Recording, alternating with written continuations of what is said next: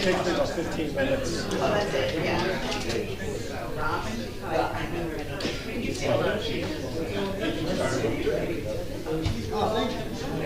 don't want to get in that car.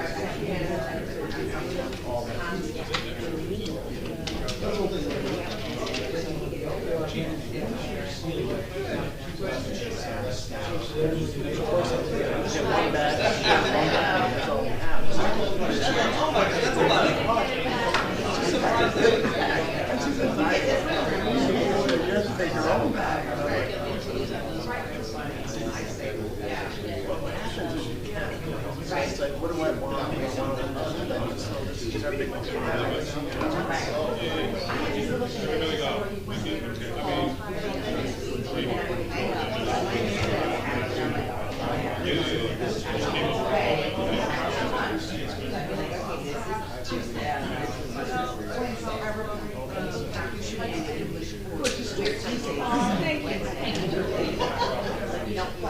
Somebody else told me today was I was ready for the 5 o'clock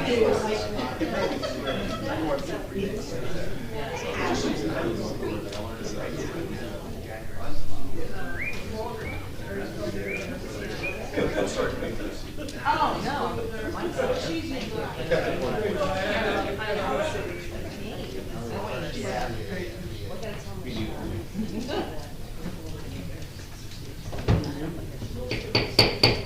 Call the meeting to order. Please stand. Pledge allegiance to the flag of the United States of America and to the republic for which it stands, one nation, under God, indivisible, with liberty and justice for all. I wish to announce that the 48-hour notice is required under the Open Public Meetings Act was emailed to the Asbury Park Press, the Co-Star, and the New Co-Star on December the 19th of 2024, that a copy has been placed on the bulletin board in the Borough office and that a copy has been filed with the municipal clerk. As a courtesy to the public, this meeting may be attended via Zoom. If for any reason the Zoom portion of this meeting fails or is disconnected, the in-person meeting will continue when action can and will be taken provided that there is an in-person quorum. Ms. DeNoble? Here. Ms. Greenblatt? Here. Mr. Nowicki? Here. Mr. Weber? Here. Mayor Gubitosi? Here. Okay, good evening, ladies and gentlemen. Before we get to our item number 5, workshops, I want to make a motion to table 3 different resolutions that we had hoped to be able to present this evening, but each of these, for different reasons, need a little more work. Those would be Resolution 2025-77, which is the lease agreement for our copiers and printers, and Resolution 2025-82, related to our engineer CME and the sewer replacement, and 2025-83, also related to CME improvements to Fifth Avenue. So I make a motion that we table these until subsequent meeting. Ms. DeNoble? Yes. Ms. Greenblatt? Yes. Mr. Nowicki? Yes. Mr. Weber? Yes. Mayor Gubitosi? Yes. Okay, I'd like to proceed with item number 5 on our agenda, which is workshops. And the first item is the CME projects, and our engineer, Mr. Malak, has joined us this evening. Thank you, Ben. Thank you, Mayor and Council. So, as you know, you have authorized me for 5 separate projects in the last recent few meetings. So one of the initial tasks associated with all of these projects is to kind of present to the council our goals for the project and what we generally, very generally, what our scope of work is going to be, and just make sure that we're on the same page, that you can provide me feedback that you think is appropriate, so we can get into the design work. So I'll jump right into it. The first project we are working on is the Recreation Center improvements. This project has 2 grants, one from Monmouth County, which is $265,000, that's a matching grant, and one is a local recreation improvement grant, that is $74,000, and that's through the DCA. The proposed improvements for this project are resurfacing of the tennis and basketball courts, as well as some pickleball striping on the tennis courts. Some drainage improvements at the playground and new playground equipment, and paver walkway upgrades. No trees are to be removed. I know that was something that's been discussed in the past. So the next steps are to conduct a field survey, prepare preliminary design plans, and review those plans with the borough before going out to bid. Any questions or comments on that one? Anyone have questions? Could you just go over the schedule on that and when construction will be anticipated? Because we're coming into the spring. And what does that mean to the use of the facility and when will we be restrained? Yeah, so the schedule is probably going to be the design will be done between now and the spring. And during our design process, we'll have to reach out to the rec department and figure out what the best time for construction is going to be, and we'll have to schedule it around that. I know there are some summer programs, and then there's also some fall programs, so we'll have to see, when would be the least impact for this work. And if we can squeeze it in the spring, we'd love to do that, which is, I think that's going to be our objective, to try and get it done as quickly as possible. But right now, it's just a preliminary schedule, and we'll fine tune that as we do the design. All right, thank you. Other questions? So how long do you anticipate the actual, construction part of it is to be, It's probably a 2 to 3 month project. in terms of the actual hands-on work? Yes. Questions? Mr. Weber? Ben, one last question, and it's really more of a request. Our rec director is Courtney Pappas. I don't know if you've been introduced formally to her, but I'd like her to be a very active participant in planning as you move forward. Yes, we've exchanged emails back and forth a few times regarding some work here, so we'll definitely be in touch with her. Okay, great, thanks. Next project? Next one is Main Street. We have funding for that, congressionally directed spending, $1,416,279. That comes from the federal government. The proposed improvements are streetscape improvements, including handicap ramp, ADA ramp upgrades. We've gone through some Main Street committee meetings that myself and Mr. Weber were involved in. So we have some feedback already from those meetings. We'll prepare, we're going to do field survey, prepare preliminary design plans, detailed grading of the sidewalks and curb ramps, and we'll have a public information center that we'll get some feedback from the public, from local businesses, to have any of their feedback incorporated into the design. So right now we're just beginning the process, and this is a pretty big project, so this is going to take some time to put those plans together. Questions? Yeah, a couple.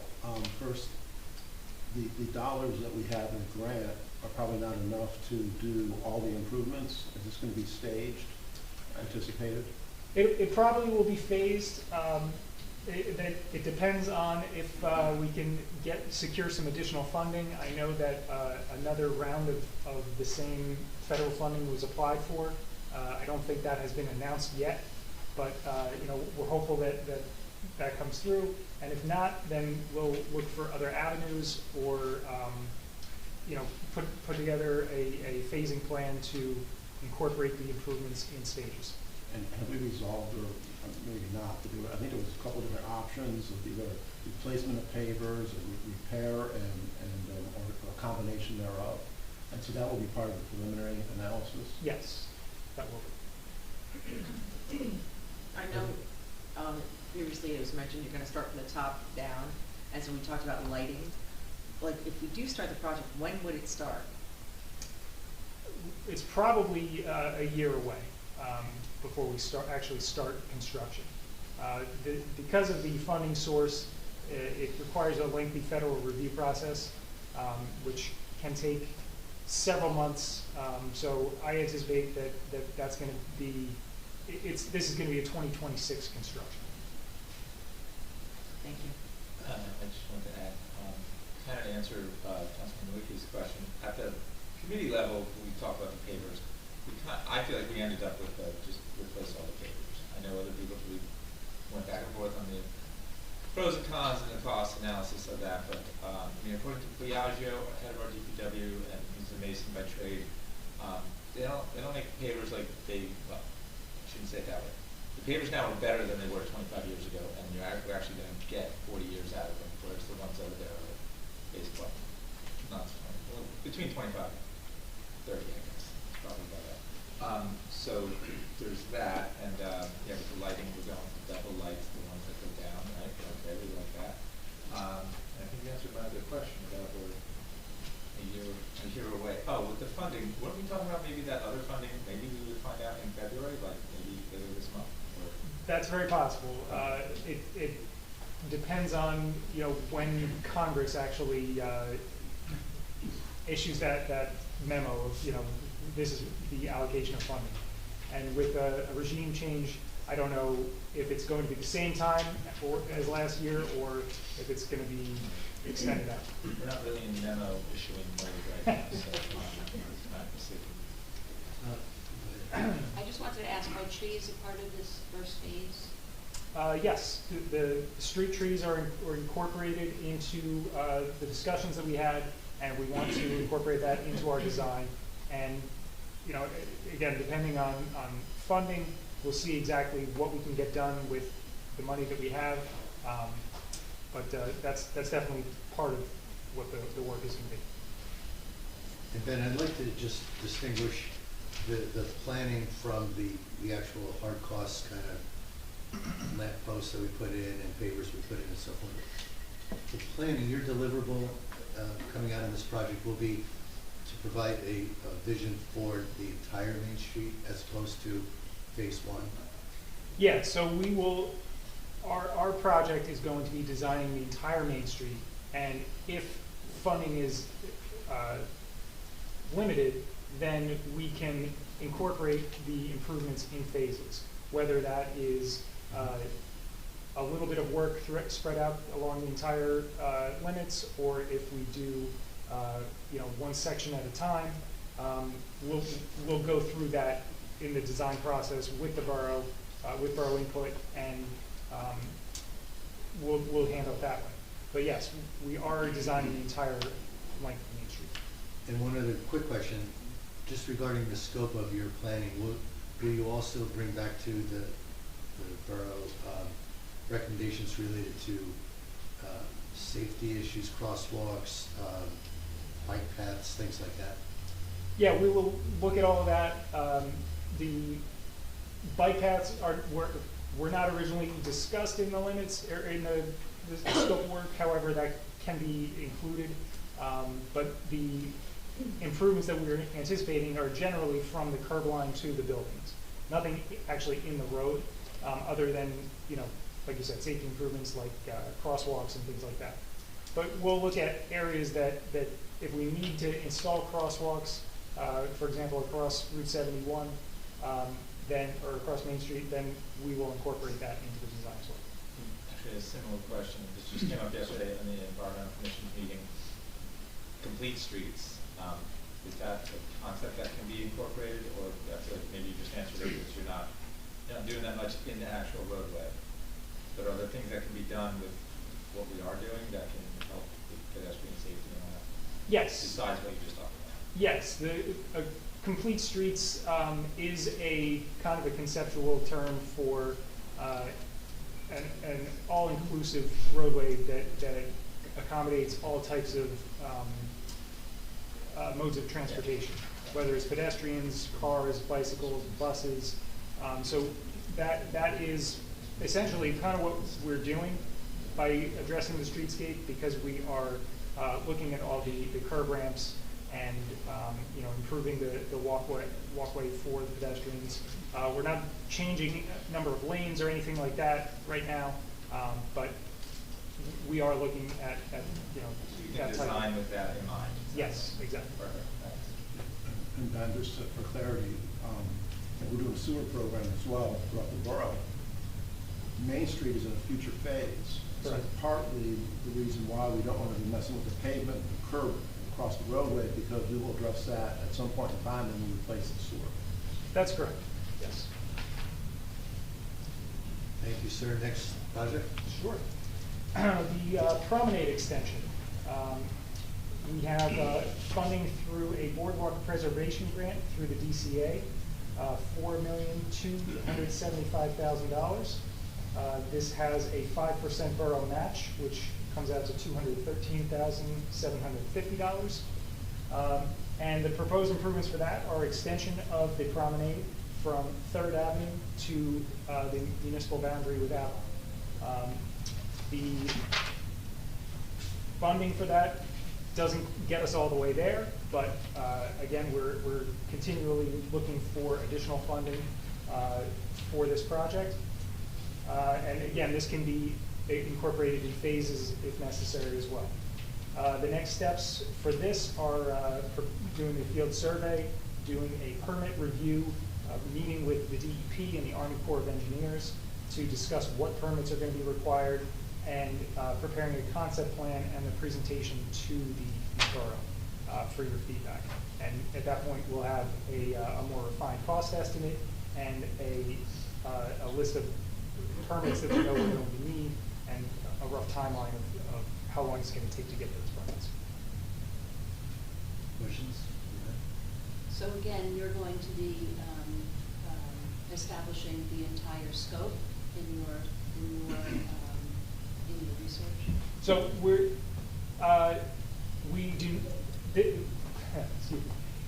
we are authorized for conceptual design right now. The detailed technical design with structural design and all that is not included. We wanted to do a conceptual phase first to see what the permitting needs were going to be, how long it was going to take, and also how far we could get with the funding that we have. So we may design the entire thing at once after the concept is done, depending on the borough's preference, or we could just design the first phase to utilize the funding that we have, but we'll figure that out during the concept phase. But your conceptual will be the alignment of those whole limits. Yes. So we will have a vision of what we're going to do, the continuity to Avon from 3rd, so that we will know basically where it's going to be. And then the detailed design may be phased. Yes, that's correct. And when do we anticipate this to begin? So we are, the construction, you mean? So the grant has a deadline of completion of December 31st, 2026. And that seems like a long way away, but the permitting could take several months, similar to the Main Street permitting, although this is with the state, not with the federal government. So it's probably, again, a 2026 construction, and it'll probably go in, toward near the end of 2026. So are you saying that we have to have the construction completed by December of 2026, or that we would have to award a contract by December of The 2026? money is supposed, from what I understand, the money has to be spent by 2026. So construction- Based on that grant? Yes. It's actually not a long time, when you Right. think about it. Right. So we also know that DEP is going to be doing the outfall project to Ocean Avenue from Sylvan Lake.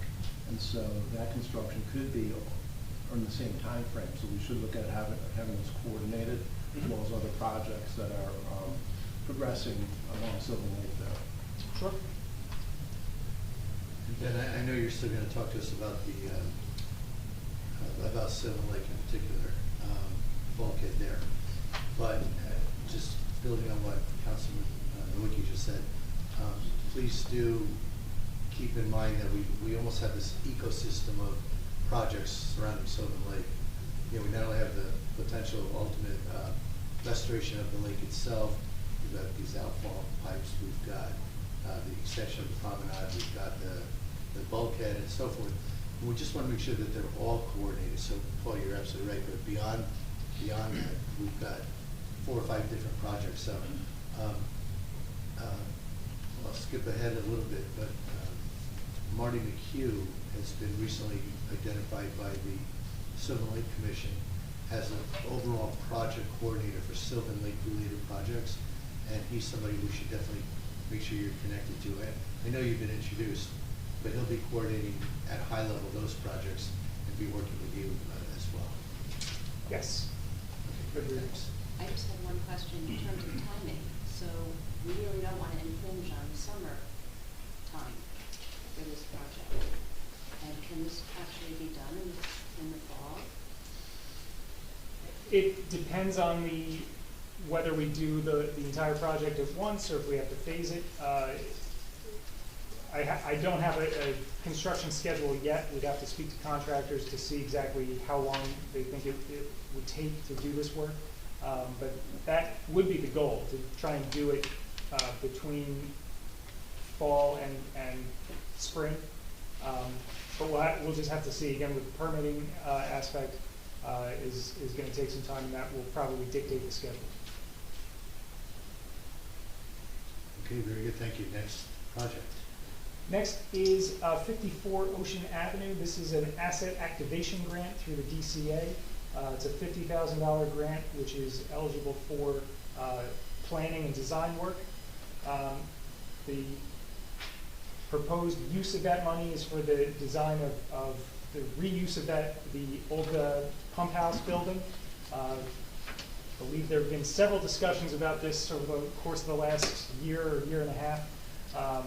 So the intended purpose is no building expansion, no raising the roof of the building. We are going to prepare 2 to 3 conceptual layouts of public restroom and a small concession area, some combination of that for review with the public and with the council. Part of the grant is a mandatory public hearing to solicit input from everybody to make sure that the public has a say on what the use of this building is. So our next steps are preparing the survey and a conceptual plan. Again, reviewing what permits are needed because this is right near the ocean, and we'll then have that public hearing. After the public hearing, we'll advance to the final design and of the selected concept. Questions for Ben? I would just say we have a lot of projects that are just happening relatively simultaneously. And I think really instrumental here is how we communicate to the public, and that we strategically place these, making sure that we meet with the public, not just on 54 Ocean Avenue, but as well as the promenade extension and the other projects that we're speaking of, and that we get those on the calendar as soon as we can, so that people are aware, and that we can actually inform them what those projects are and keeping them posted on the progress. Yes, I can definitely set that up with your administrator to figure out, how we can either do these all at once or if we want to stagger them for different council meetings. Excellent. Last one is the Sylvan Lake Bulkhead. This is funded through a NJDOT Local Transportation Project Fund grant, $2,442,600. The proposed improvements for this are replacing the bulkhead that is failing. We are going to be surveying, preparing a concept plan, and I've already I attended a meeting with the Sylvan Lake Commission last week. We'll be setting up a meeting with them to review the concept before we present it to the council and to the public.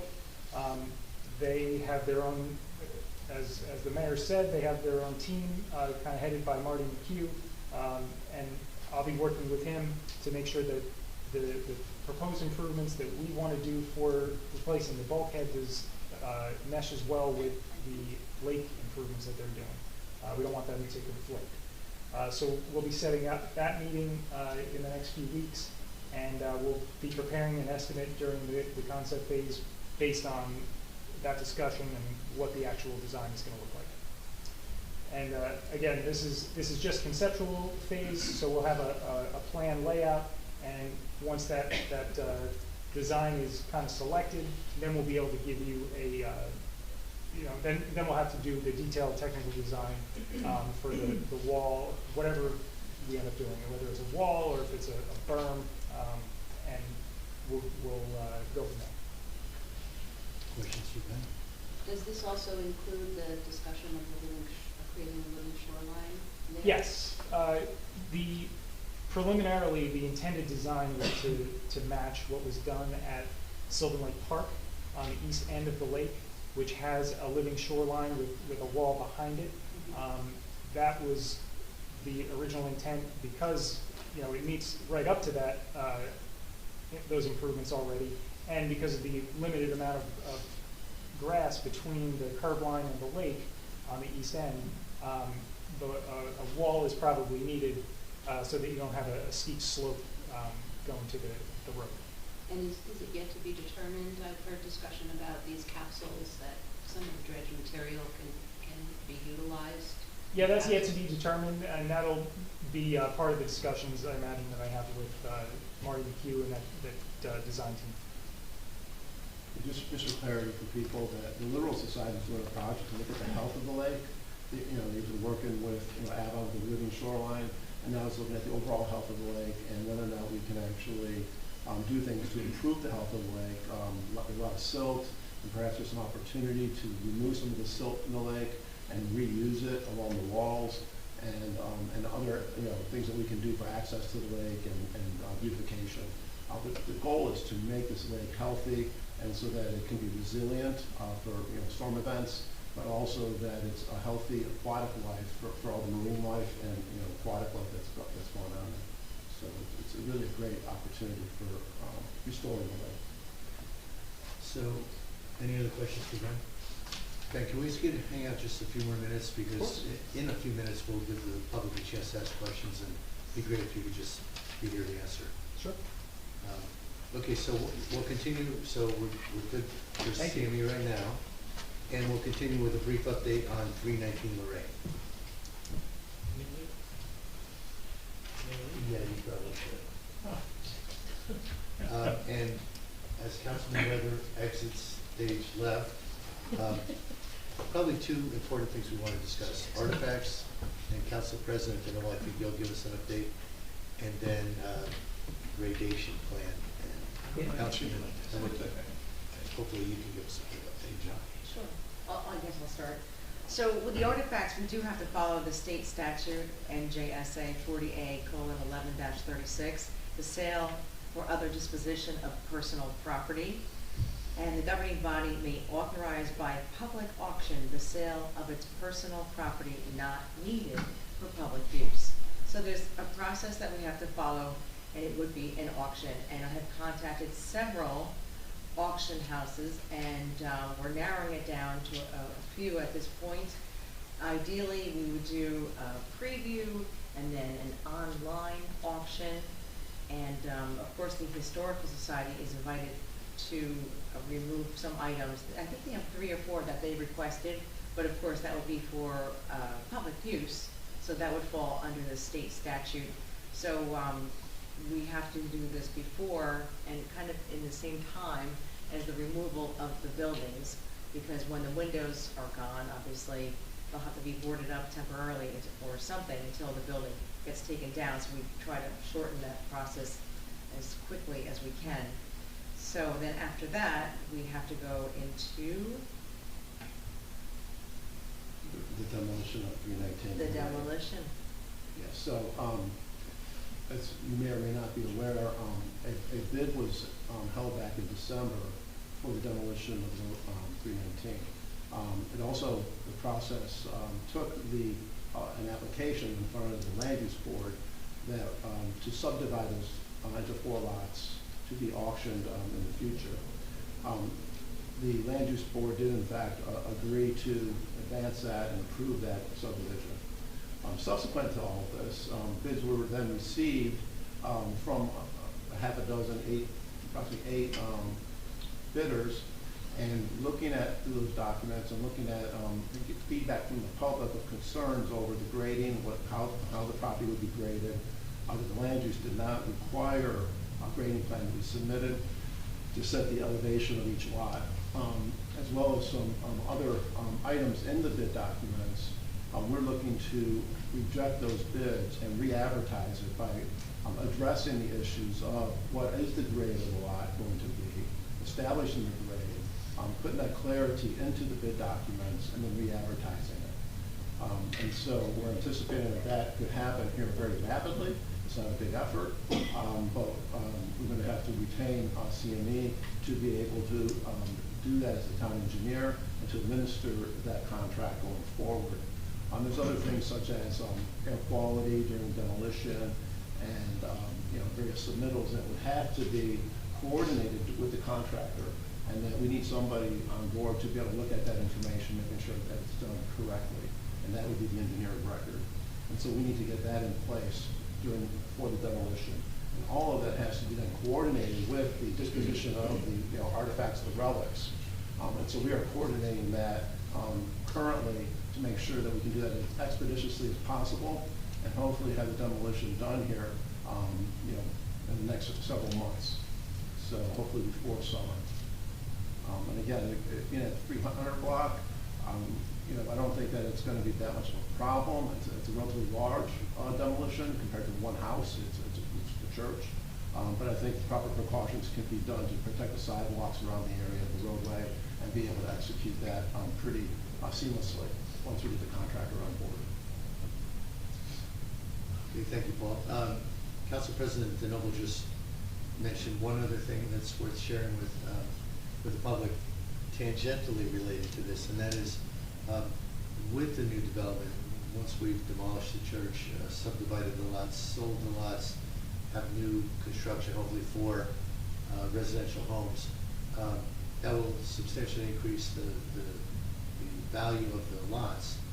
And with that, we have, effective February 1st, just a couple days ago, activated an ordinance that's been on our books for a couple of years related to development fees that contractors pay into Fair Share Housing Trust. So while we've had this ordinance in place, we have not yet been collecting funds. Effective February 1st, those funds, development fees, will be collected, put in a trust, utilized for Fair Share Housing investments in the future. And this is somewhat simultaneous with us, the borough, being able to develop 4 new properties to add to our tax roll. So hopefully that's a win for our taxpayers and for Fair Share Housing. Okay. Any other comments or questions? No, I just would like to say that to anyone who questions the timeline of all of this and where we are in this administration with 319 Lorraine, there was not a proper process prior to this in the last months of 2024, and I guess in some ways you can say it's set us back. So for anyone who feels that that this project is being stalled, I think we are very responsibly trying to go forward to dispose of all of the artifacts in the building and do it properly, and that we also want to protect the residents who are in the area, in the neighborhood, in terms of the demolition. So we need to do this right, and I think that we're setting out to do this properly and going as quickly as we can. Okay, thank you. Our next item on the agenda, under presentations and bids, no, I'm going to do that with agenda questions. I'm sorry. I was going to say our next item is annual debt statement discussion led by our interim CFO, John Barrett. Mr. Barrett had to step out of the room, but he assures us he'll be back in a few minutes. So, We have Councilman Glover come back. oh yes. Julie just went to get it. Okay. How do we always forget about Councilman Glover? I don't know.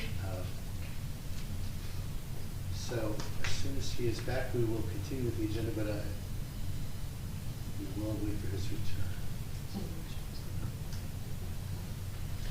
With public comment. Ladies and gentlemen, you'll have a chance to ask questions about the workshops when we get to public comment in a few minutes.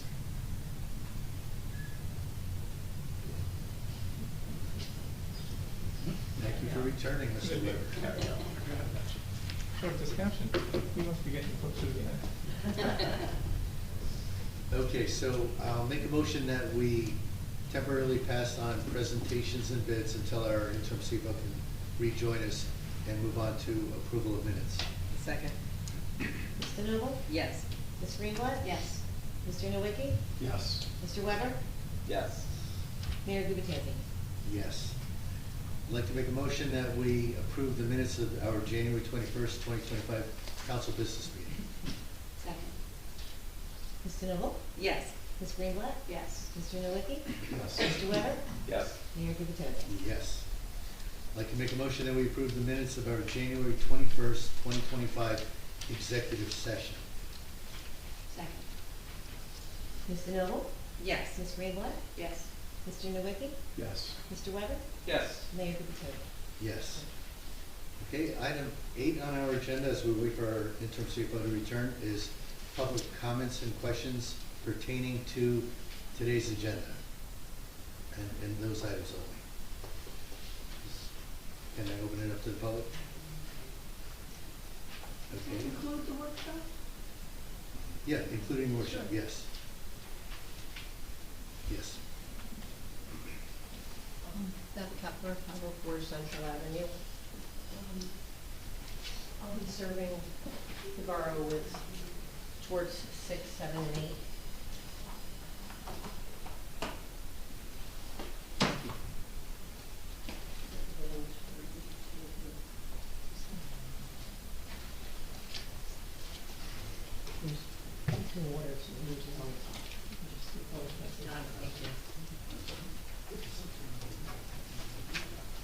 Ladies and gentlemen, and members of the council, my comments this evening are in regard to Agenda Resolutions 2025-80 regarding approval for the rebid of the church demolition RFP and 2025-84, approving the contract for Mr. Cannon as borough attorney. Unfortunately, I must shed light on a disturbing and serious matter that concerns us all. I have been saying since July of 2023 that there was a criminal network at play within the Fox administration, and now I have irrefutable proof the Fox administration engaged in practices that were not only unethical but also illegal. First, I must clarify the 3 tort claims that I have served the borough with tonight are in no way a reflection on Mayor Gubitosi or any member of this current council body. These claims pertain exclusively to the actions committed by Larry Fox and his corrupt administration. We were led to believe T&M drafted the RFP for the demo of the church in 2024. However, after the last council meeting on January 21st, Borough Attorney Greg Cannon and Borough Clerk Erica Costas revealed that, and I quote, Larry Fox, Meredith DeMarco, and Greg Ferenbach wrote the RFP for the demo of the church. It's important to note that they are not qualified licensed engineers. Despite this, they put T&M's name on the RFP after repackaging T&M's scope of work without their knowledge or consent, according to Mr. Cannon and Ms. Costas. This fraudulent and plagiarized RFP was then put out for public bid, and bids were received on this RFP, which is both illegal and a significant liability issue for our borough, to use Mr. Cannon's words. When Greg Cannon and Erica Costas discovered this misconduct, they failed to alert the authorities as required by and in violation of their oath in office and professional licenses. Instead, they chose to keep this information hidden from the residents and discuss the matter candidly behind the scenes. Such actions are offensive, unethical, and criminal. This is not transparency we as residents deserve. These 2 senior members of the Fox administration's failure to act in the best interest of the residents has betrayed the trust of our community. They led us to believe they knew as little as we did. However, based on the video evidence that is a lie, our borough attorney and borough clerk have irrevocably broken the trust with the residents of Bradley Beach. Their presence and continued participation in our municipal government after this egregious breach is hard to envision. I have provided a 26-minute video and typed transcript to the borough revealing these admissions directly from Mr. Cannon and Ms. Costas' own mouths.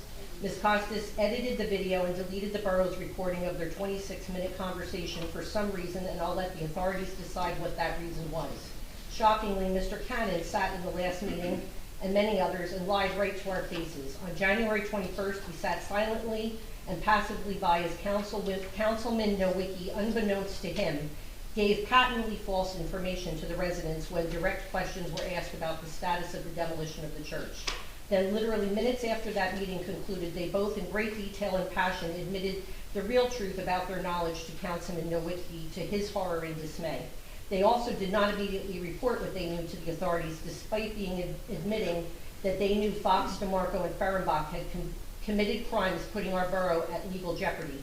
I have been in contact with the Monmouth County Prosecutor's Office, the Comptroller's Office, the FBI, the New Jersey Attorney General's Office of Accountability and Integrity, the DOJ, and our own police department. I've provided them the video and the transcript.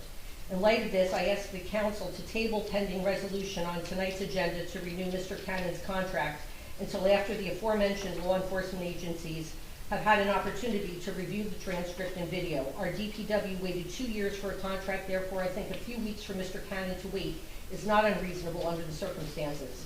To reiterate, Greg and Erica admitted they knew and allowed the borough to put out an illegal, fraudulent RFP to public bid with T&M's name forged on a document they never drafted. How much did we, the residents, pay for the 2024 RFP that we now know is a fraud? Not to mention, now we obviously have to start over from scratch, paying a real engineering firm to draft an RFP for demolition of the church because the first one cannot be relied upon and used and merely supplemented with the grading specs since it wasn't drafted by T&M, a licensed engineering firm. So based on the foregoing, how can 2025-80 legally and responsibly be voted on and approved tonight without first having an engineering firm draft the RFP bid specs? Lastly, as a point of order, I would ask that for the courtesy of Councilman Nowicki to recuse himself from both of these votes due to his unintentional involvement in the 121-25 video conversation currently under review by the authorities I just mentioned about Mr. Cannon and Ms. Costas. Thank you. Okay, are there other questions, please?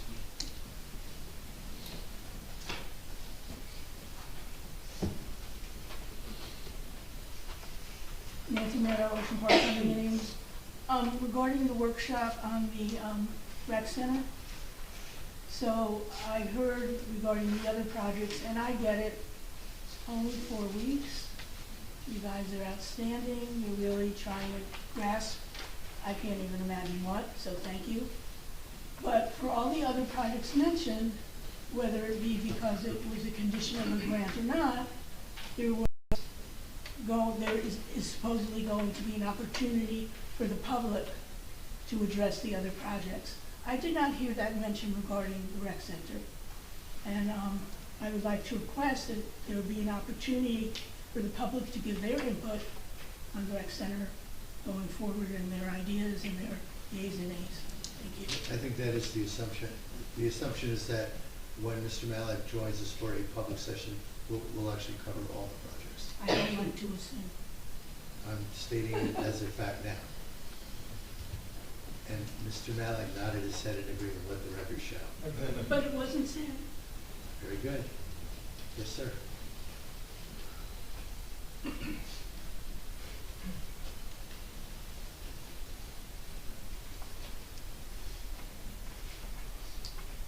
Paul the Champion for 11.5 Lorraine, in regard to the workshop and the disposition of the 319 artifacts. I assume that the process of it starting from the beginning again will need somebody to re-inventory what's actually in there, because the last inventory was really sort of just a pick and choose. It really was not a very accurate one. And also, the descriptions in that inventory were not really precise enough for anybody to identify anything. In my last visit a week and a half ago to photograph the interior, I noticed a few items that are really quite interesting and valuable that were not on that inventory at all. So who is going to be in charge of that? I think it's gonna be you. Um, I think you just got yourself a job. I'm just hoping that, you know, the process actually is done properly, and that it doesn't rest on one person either. It should be some sort of a committee effort here, task force effort. I think it's a brilliant idea, and I think I agree with a lot of things were not on that list, so. Yeah, and Council President DeNoble is actually leading the charge for the council Good. in terms of organizing the entire bid process. One of the things we did talk about was needing to do the inventory, and of course, we'd welcome your support in helping us prepare Yeah. that. And I know Mia took a lot of pictures that day as well, Yeah, we did. so I could work with her as well. I'm want a little clarification on the legal requirements of the auction. Public use, you said that the Historical Society, Bradley Beach Historical Society would be considered public use. What about the Long Branch Historical Society, Historical Museum? I know Matt reached out to them, I don't know if, did you get an answer from them yet? I reached out to the Church of the Presidents. Right. That's the same group. I Yeah. haven't heard back from them. Okay, because obviously, some of the items that have been promised to them, they probably would be a good recipient of them. I agree. And And they can partake in the auction as well, so they could acquire it that way. If there is an opportunity to segregate some of the items for public use, you know, we will consider doing that. Okay. Thank you. So the process starts again. Yeah. Thanks, Paul. Other questions? Yes, sir.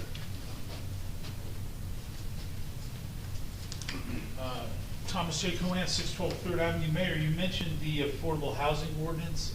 Was that from 2017? Yes, it was. So, in other words, from 2017 till 2025, we haven't collected any affordable housing fees for all of the new homes and major developments that have taken place in the borough of Bradley Beach. That's correct. Over 2 administrations. That is very scary. But thank you for putting the sign on the building at the Biazzi Center, at the construction office, letting everyone know. It's fantastic, and you know. But also, I did have a few quick comments about some of the projects that Ben's taking notes. I'm a 30-year property owner on Main Street. I was never allowed to be in the committee that was set up by the previous administration for Main Street. And I'd be happy to help. I have a historical knowledge of the work that was done in 1997. And I have spoken with the chief recently about delineating the parking spaces, improving the site triangles, creating ladder crosswalks at all non-signalized intersections, and then creating strategic loading zones, not on Main Street, but around the corners. So I would hope that, you know, if there is a committee, I'd like to be involved in that. Also, you know, you do have projects that were done, like the Perfect Perk in 301 Main. They did a beautiful paver walkway, and it's, you know, to say we're going to rip it up is just really not, I don't think, correct. One other thing I'd like to add is that any driveways fronting on Main Street really should be done in concrete and not in pavers, so pedestrians understand that a car could pull out here. That's one thing that, you know, we haven't done before. Also, for the recreation center, I didn't hear any mention of the greenhouse.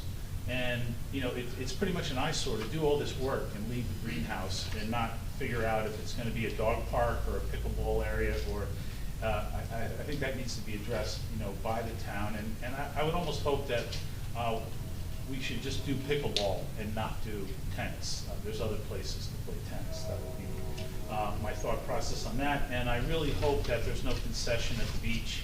If it could be a very large men's room, very large women's room, and a family bathroom, all of comfortable size and service, I think that would be the best for the town. But thanks very much. I look forward to the interactions and the public comments that have been requested by Councilman Nowicki on these items. Thank you. Thank you. Any other questions in the audience? Yes, you have one person, Don Greenberg, on board. Hey guys, Don Greenberg, 302 Park Place Avenue. Just a question about Main Street. Did we ever get a resolution on whether we're gonna get the utilities underground? We have determined that it would be not only prohibitively expensive, but it would probably grind our businesses to a halt for numerous months. So I believe I personally have moved on from making that request further. Okay. And this isn't an agenda item, but while I have the mic, none of the Charter Study Commission meetings for February are on the website, so if Erica could get those on there, that'd be awesome. Yes, they are. Oh, I just got an email that they weren't on there. I put every single meeting on that website the night that you guys decided when you were doing them. Okay, well then I will double check that, 'cause I Okay. just got not an email, I got a text that they weren't on there. No, they're on there. Thanks, Erica. You're welcome, Don. That's all I got. Okay. If there are no more, are there any more public questions or comments? Okay, we'll move on to our, what was item number 6, presentations and bids. Our interim CFO, Mr. John Baird, is joining us this evening to present the annual debt statement. Good evening, Mayor and Council, how are you? I did make some copies here, and we'll just...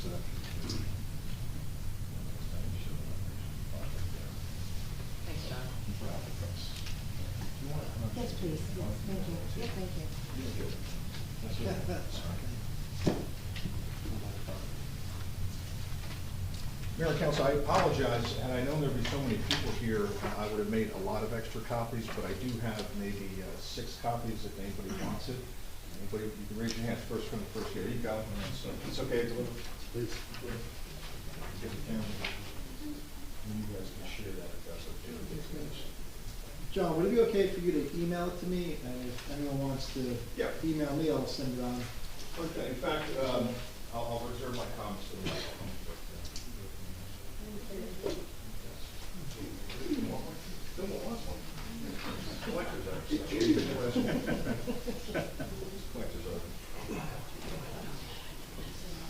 Good evening, Mayor and Council, once again, and the residents of Bradley Beach. Every year, at the end of the fiscal year, in this case, at the end of December 31st of 24, we have to accumulate and report our outstanding debt as of the end of the year by the 31st of January. And that's what they call an annual debt statement. Now, what I'm going to review here with you, and it's going to be on the website because I'm going to email it over to the clerk for the website, but this is a standard form. There's nothing new about this. I just felt that in speaking with the administrator and the mayor that maybe the residents would like to at least get under the hood a little bit and understand, what we have to do as far as reporting requirements and also where we stand on our outstanding debt. Now, that being said, you and I, everybody here, can have a little different opinion. Say when we bought our first house, and if you had cash, you bought a house, you didn't pay a mortgage. Or you didn't have enough cash and you needed to get a mortgage, and you've been enjoying the use of that house over the last 30 years or whatever the mortgage is. Similarly, in municipal government, we cannot go out to operate or basically to fund our municipal operations. So salaries and wages, other expense, debt service, that type of stuff. We can't go out and borrow that. Ironically, the state government can, the local municipality can't. So mostly what we have here in Bradley Beach is we have debt in 3 categories. One of which is general debt or general capital debt, which would include your roadways, maybe buying a building, any type of vehicle purchases.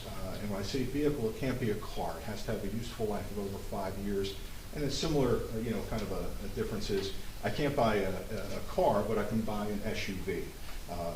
For the police department or public works. I can buy a car, that's for sure, but I can't go out and borrow to raise the money.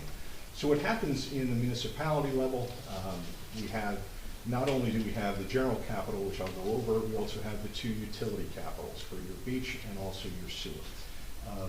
With the beach and sewer, they are what's called self-liquidating, meaning that based on revenues and expenditures, that they basically, we don't have to raise that 5% down payment that we do in a general capital budget. So generally, what you would see is in a municipal budget, you would see you see in the beginning part from sheet 4 through sheet 11, you'd see revenues from sheet 12 through sheet 30. you would see operating expenses. And there's a category in there called the Capital Improvement Fund. And if the town, and this, I'm just making up a scenario, wanted to go out and ordain a $1 million roadway improvement ordinance, you, the municipality, would either have to have set aside in the capital fund, or you have to budget for it in your operating budget, say $50,000 or 5% of that $1 million ordinance. And once you do that ordinance, we would, at that point, be authorized in the finance office, obviously with your consultation, to go out and borrow $950,000 of that ordinance. And combined with our 50, we have $1 million, we go start to pave roads.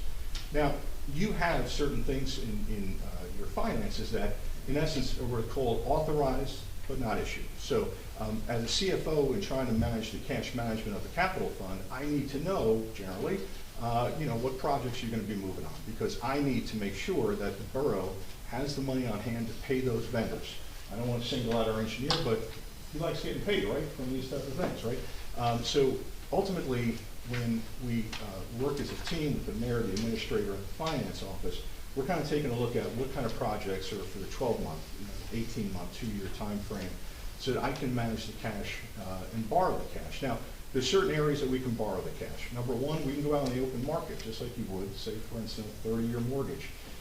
Depending on the useful life of the asset, like a road or a building, as compared to a police or fire EMS vehicle or SUV, there's different useful lives, and ultimately we have to pay back that money based on that useful life. So if I had an ordinance buying, say, $100,000 worth of SUVs for the police, I'd have 5 years to pay that back. If I had a $1 million ordinance for roads, I'd have 25 to 30 years, depending on exactly what you were doing. So what I wanted to stress is on that first page, and I think actually, if it's okay, I'm going to skip the first page, because ultimately that's the accumulation of the pages behind it. So when we take a look at it, and of course the audience can do that as well, sheet 2 and sheet 3 are blank. And then we go into sheet 4, which actually are the bonds and notes outstanding for your sewer utility fund. And what I'd like just to go through, I'm just going to run down this real quick. Once again, there's no stupid questions. So that doesn't just mean, residents or governing body. At any point in time, I'm always going to be available for any kind of questions that might come up. But under the sewer utility, you can see that item number 2 that we have at the end of 12/31/24, we have $674,000 worth of serial bonds outstanding. We also look at the bond anticipation notes. Now, the difference between a bond and a ban is that a bond is what's called permanent financing, just like your mortgage. But when you look at a bond anticipation, it's kind of like I don't want to use the word home equity line because it's not really, very similar. But a ban is that we're anticipating going out to issue a bond, permanent financing. So a ban is 1 year in paper. Basically, I can't go 370 days. I have to go 365 days. And every year, those bans get renewed. And we're paying only interest in those, unless we've started to go beyond that 3rd year, where we have to start paying a portion of principal. And once again, the principal is based on your useful life of the underlying improvement that ordinance has had. Now, one of the things you see here on the sheet here is $182,490 of authorized but not issued. So there is debt that we can issue up to $182,000 and change to fund those ordinances under the sewer ordinance. So right now, the majority of our money is in the bond anticipation notes. I would offer to you that utilizing the county MCIA pool loan, the Monmouth County pool loan program, is the most economical way to basically raise money and permanently finance, because we don't have to, in a local level, deal with a lot of the accounting and legal matters associated with basically issuing debt. We just go up to the county of Monmouth and we say, listen, would you mind, we'd like to float, basically permanently finance some of our outstanding ordinances. And then obviously, if we look at the bottom of this sheet, we have basically what's called the self-liquidating calculations. And not to bore you, because we're going to look at the next one for Beach, but it basically takes a snapshot in time as to what the revenues have been for the last year, in addition to the expenditures. And it is positive. In this case, line 8 says excess revenue of $45,798.49. Then we don't have to raise 5% in a succeeding year's budget. in order to do capital improvements. Now, we switch the page over to page 12, and it has the beach utility. Once again, boring, I'll just go over it real quick. We have serial bonds outstanding of $753,000. We have bond anticipation notes. For those who are looking around page 5, at the top of page 5, we have bond anticipation notes. Once again, short-term financing of 3.4, almost 3.5 million, and then authorized but not issued of $2.4 million. And of course, the beach utility revenues and expenditures are also here as well. So once again, they're self-liquidating. But ultimately, when we have a self-liquidating debt, that debt is basically taken off our net debt, and I'll explain that when we get to the first page. On page 6 of 12, it just basically gives us that we have issued serial bonds. In this case, we have 3 different categories for the general improvements in 2021, for the 2024 library refunding bonds, and the 24 general improvement refunding bonds. And anytime you see the word refunding, that means that when we initially went out and issued the debt, we paid whatever interest rate it was. And then the interest rate market went down. And it gives us an opportunity through the local finance board, and certainly they just organize this so the municipality didn't have to go down to Trenton every time they wanted to refund an ordinance. Now it's on Zoom, but it's pretty much, as long as it has a 3% net present value of interest to us, then we can do it automatically. Basically, it's kind of like, you have a car loan at 10%, your credit score changed, now you can borrow at 4%. Not to say Bradley had any problem with their credit score, but in this scenario, we would refund that car loan into a lower payment. Very simple, like the mortgages. Now, of course, mortgage interest rates are up. No one's refunding. They would certainly do that back in the day. So in addition, so we have $3.6 million of actual serial bonds outstanding. And if you turn to page 7 of 12, it really breaks out in great detail, especially for the general capital, the names of the ordinances, basically the purposes. So in this case, we have $1.1 million of issued bond anticipation notes. And we also have authorized but not issued. And once again, you see the big one at the end of Ordinance 2410, various capital improvements for $1.8 million. So right now, total bond anticipation notes authorized and not issued, authorized and not issued, about $3.8 million. Our next page, page 8 of 12, we have a capital lease for equipment through the MCA pooled lease agreements, and that's a nominal figure of about $37,000 for equipment that we have probably purchased over the years. Now, the last few pages are empty, but I'd like to bring you back to the front page, the most important page. If you look at no other page or understand no other page, this is the one, whether it's a member of the public or you as governing body, I'm sure you know it, but I just want to review it with you. One of the things, if you look in that section, that center section underneath the listing of the names and all that good stuff, is that we have what's called gross debt, a deduction, and net debt. Now, gross debt captures, in totality, we have $22 million worth of either issued debt, meaning serial bonds, temporary financing, bond anticipation notes, and also authorized but not issued. We just talked about that $1.8 million in the general capital. And the deduction looks at how much of the, in this case, the utility debt, we have $14.6 million. Because those funds are self-liquidating, we can basically deduct that debt because those utilities are actually paying for themselves at their current rate structure. Now, other expenses and other things could happen during the year, which would require some sort of adjustment in rates, but as we snapshot this right now, that's fully deductible, which leaves us with what we spoke about with the general capital fund, which has $7.5 million worth of either issued debt, of bonds, bond anticipation notes, and authorized but not issued. So that's how we come to $7.5 million. Now, the way that this document works is that it takes the average of the 3 years worth of assessed equalized valuations.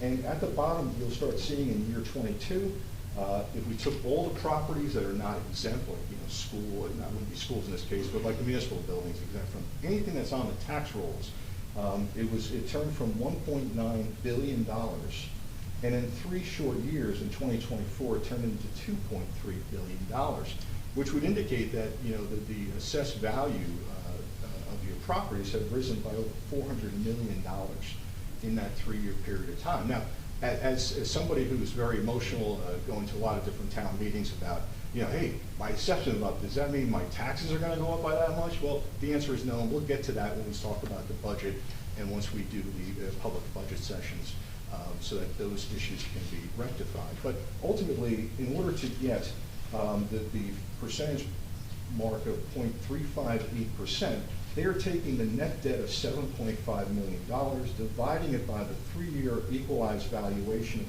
$2.1 million, and coming up with 0.358%. Now, the state law allows us to go up to 3.5% of this assessed valuation. Now, I would never advocate for that.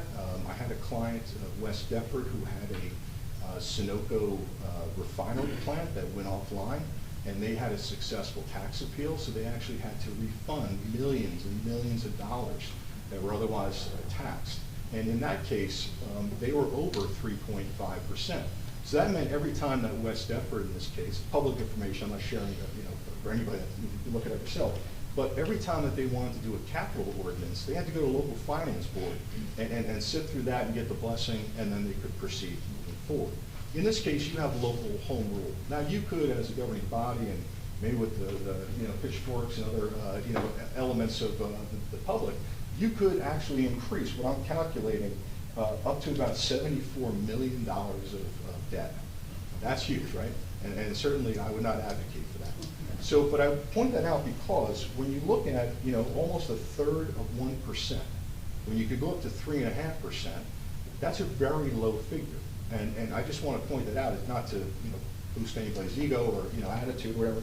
But when you look at that, usually we're looking at over 1% for most municipalities with regard to the outstanding debt. Now, as I said in the beginning, you could have a difference of opinion whether, you know, you feel that, you know, buying or, you know, having $1 million to build that road is great. Unfortunately, we don't have that kind of money sitting around to do that. We just do it, right? We'd use our own money.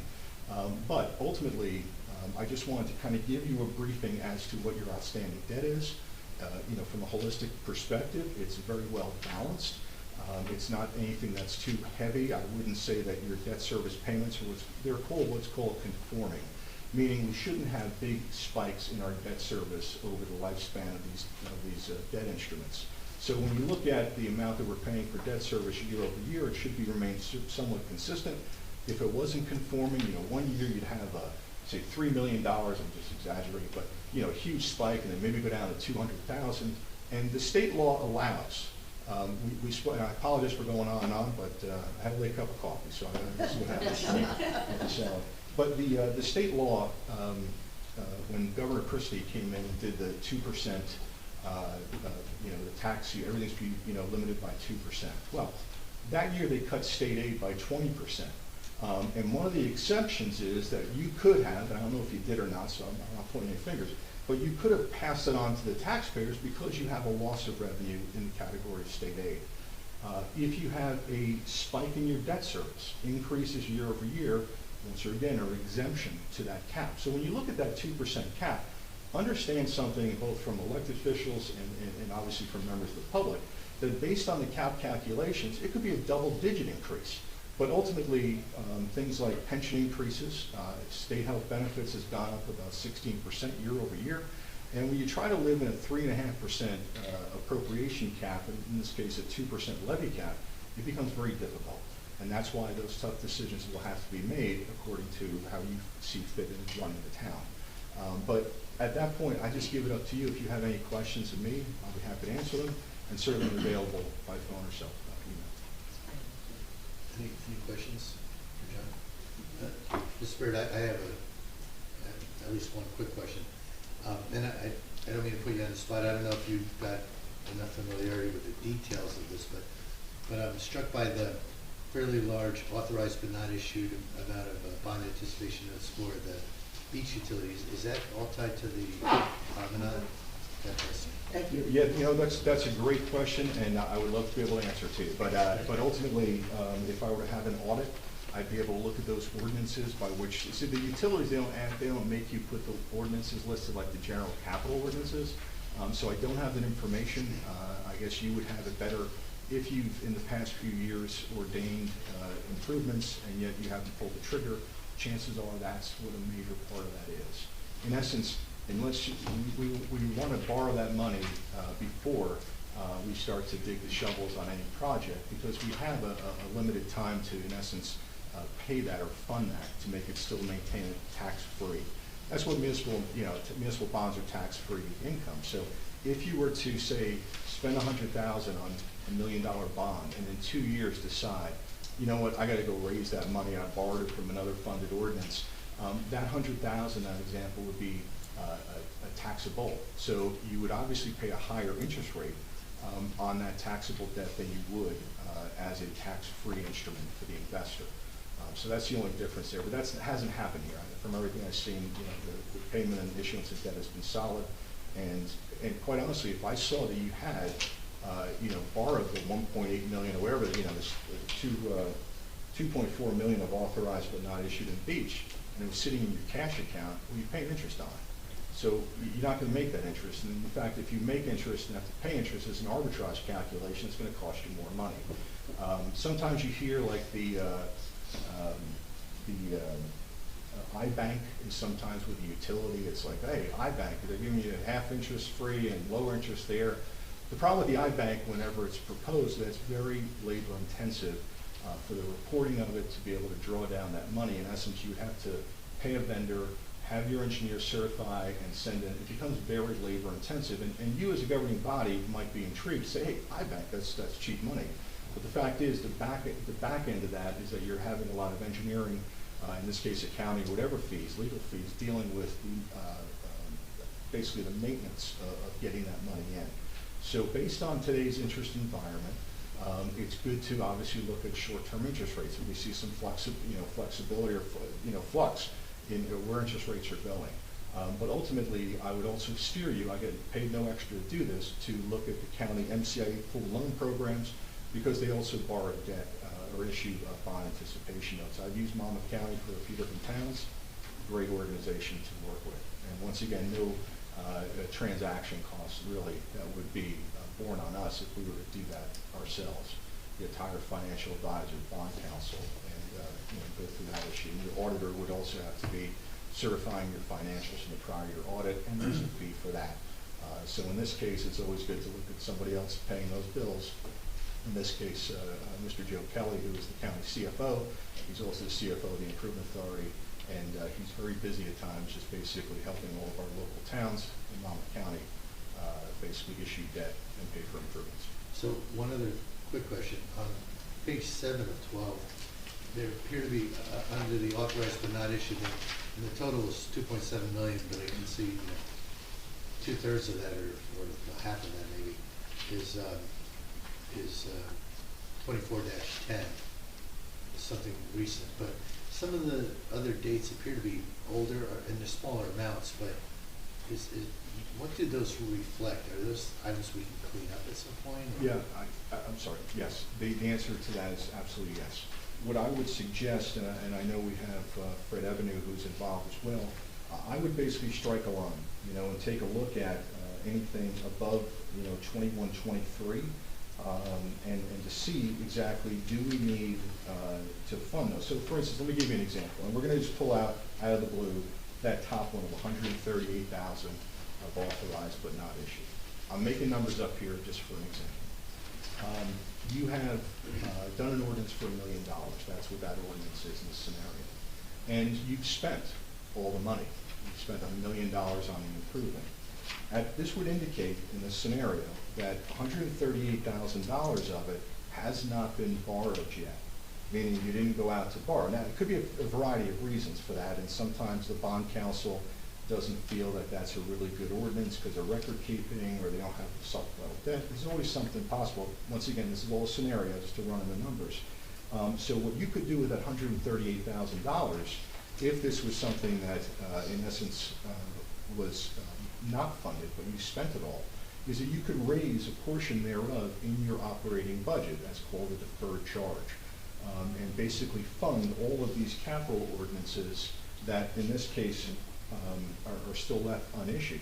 But in the scenario that you have authorized $138,000 to go borrow, and I look in the books and records, and you have, 138,000 of appropriations just sitting there that haven't been spent, we do a cancellation resolution to cancel the appropriation, cancel the authorized but not issued. That comes off your debt service, your annual debt statement, and then you can decide what you want to do. But ultimately, I think, just from a cursory review, that anything from 2124 and above up to the 1605, which was then repurposed into 1808, that's how that reads, should be considered and be looked at by Mr. Evanu as to disposition of that. And a simple council resolution would basically cancel that.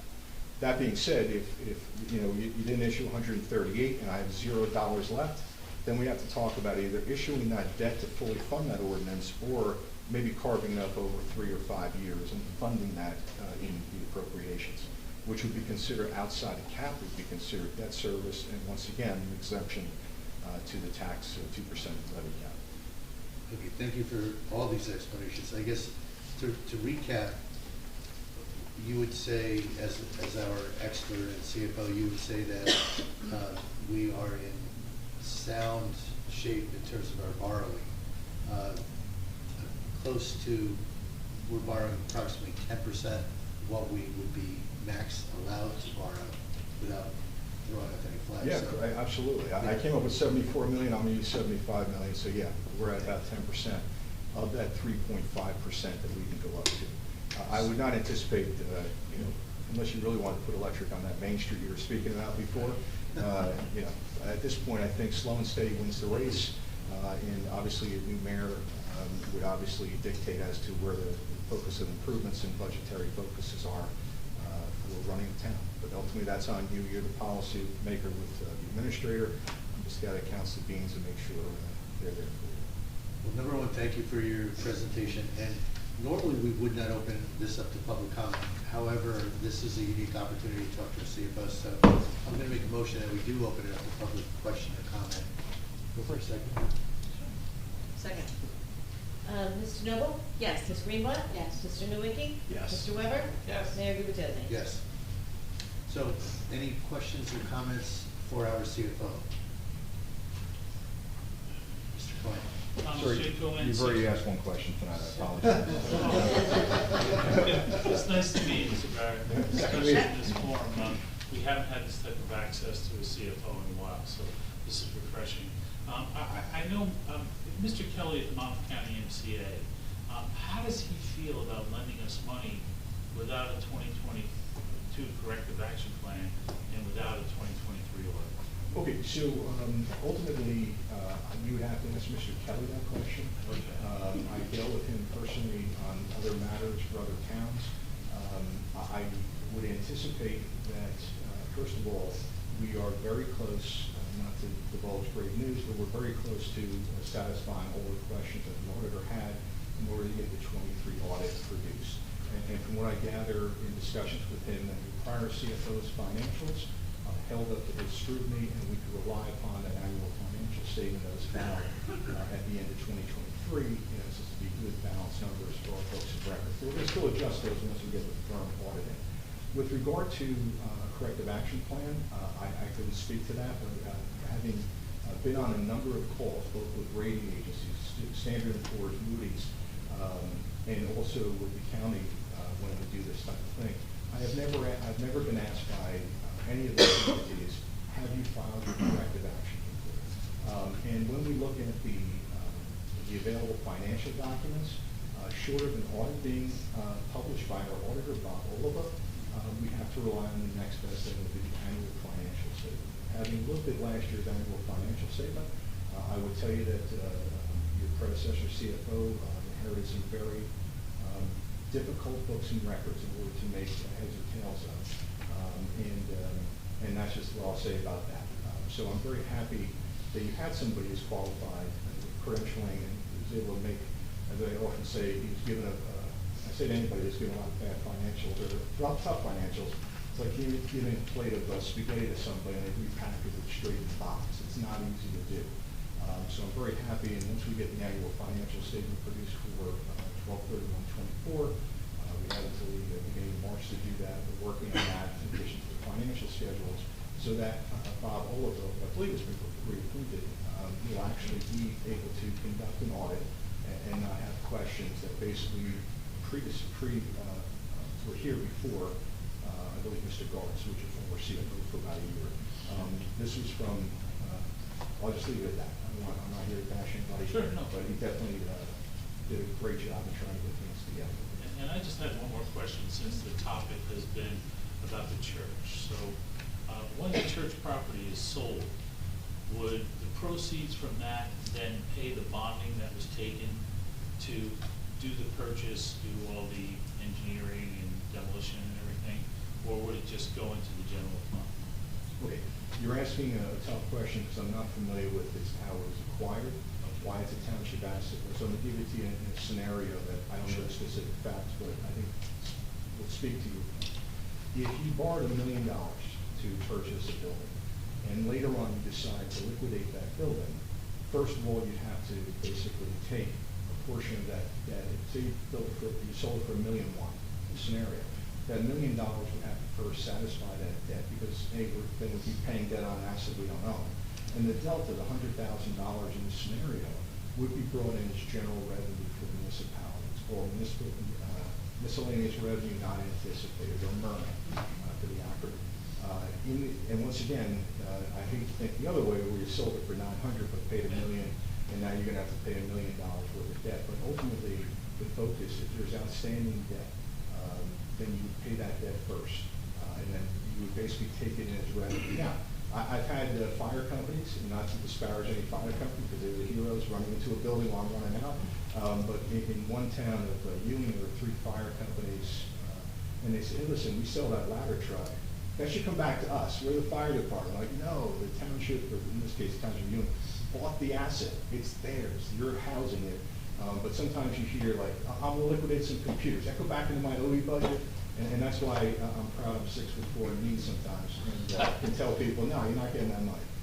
But that's how that would work. Right. If you sold a utility, for instance, you can't sell the beach, but say you sold a sewer utility, if you had a water utility, any outstanding debt would have to be extinguished, and whatever profit there would be at that point for the municipality would then be taken into the current fund. Now, you could, that could go straight to your fund balance, and you could have a fund balance policy that says, you know, we just got $2 million for whatever, and we're going to hold on to that. We want to buffer our fund balance, but ultimately, it's a decision for the future governments that manage the finances, whether they appropriate that fund balance as a revenue to the town. So, once again, I just book it in where it has to go.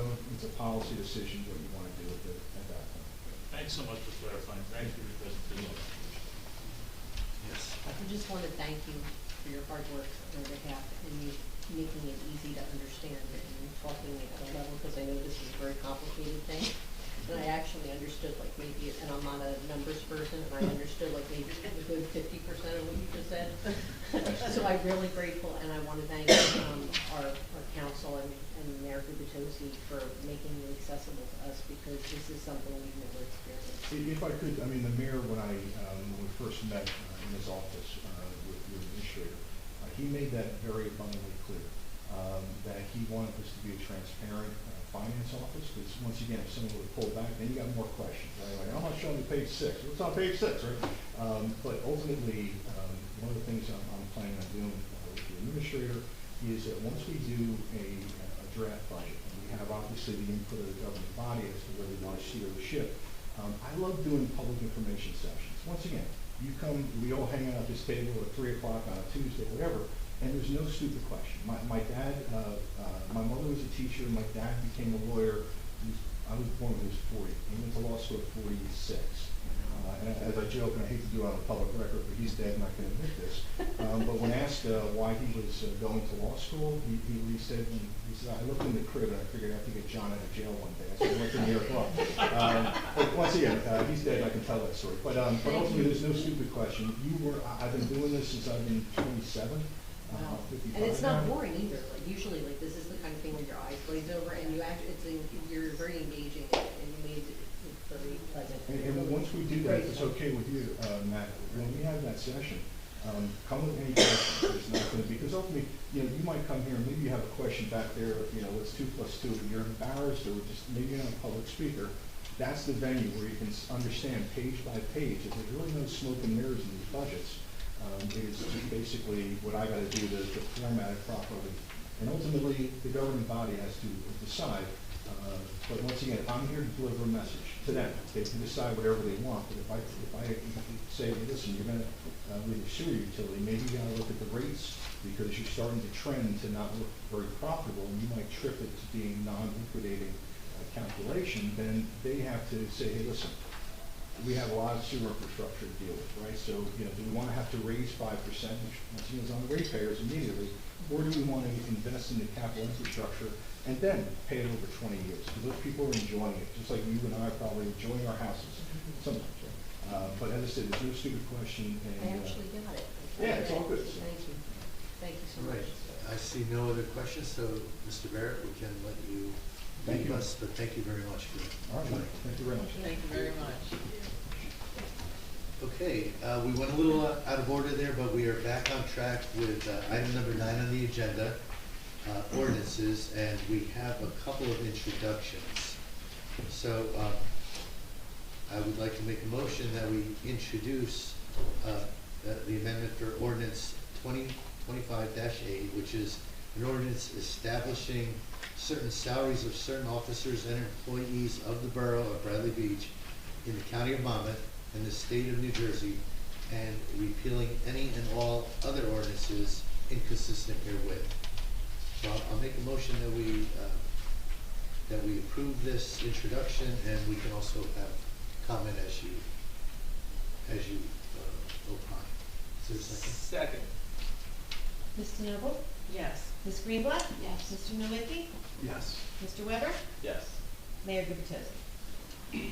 The only thing I'll say for the public is that this is very specifically adjusting one component of our salary ordinances, which is establishing new ranges for the community development roles.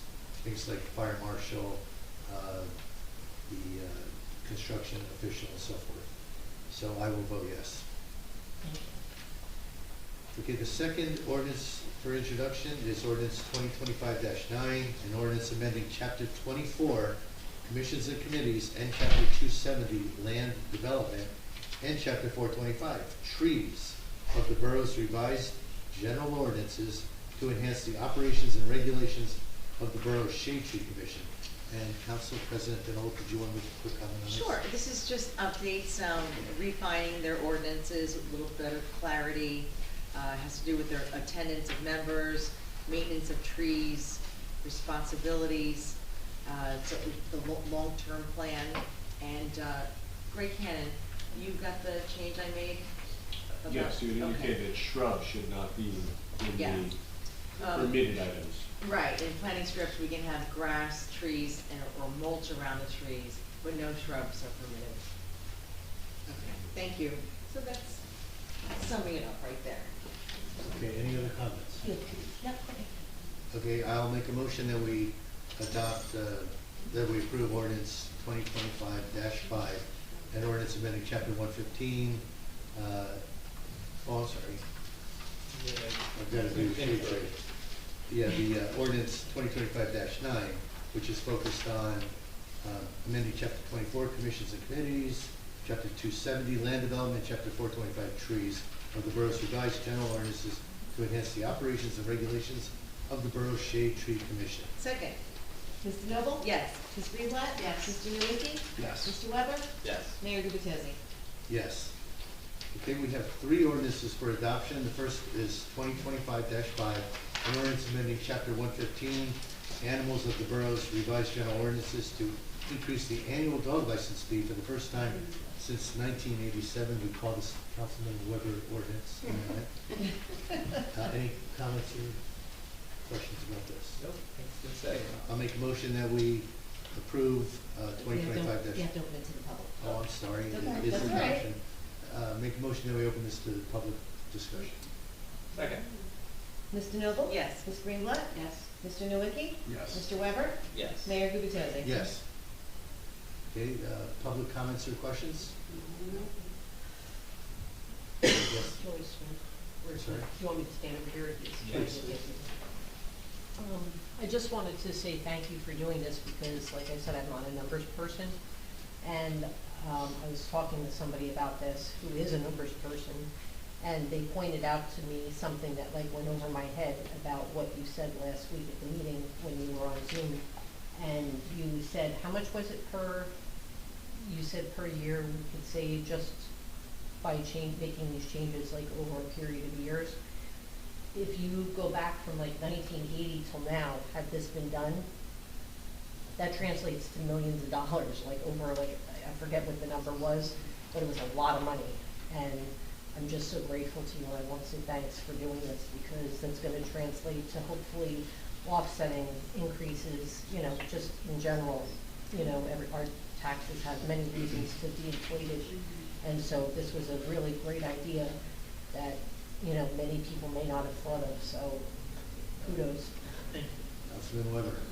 Just to be clear, the dog licenses don't raise that kind of money, it's nothing like that. But Mr. Tosi's point was, if we look at all these fees across the board, we're talking tens of thousands of dollars every year at minimum, and multiplied by how many years, it's a lot of money. So, yeah, so, I know we all love dogs here, but we're gonna pay $3 more. That's sure that's There's a public comment on the sewer. Yeah. Eva?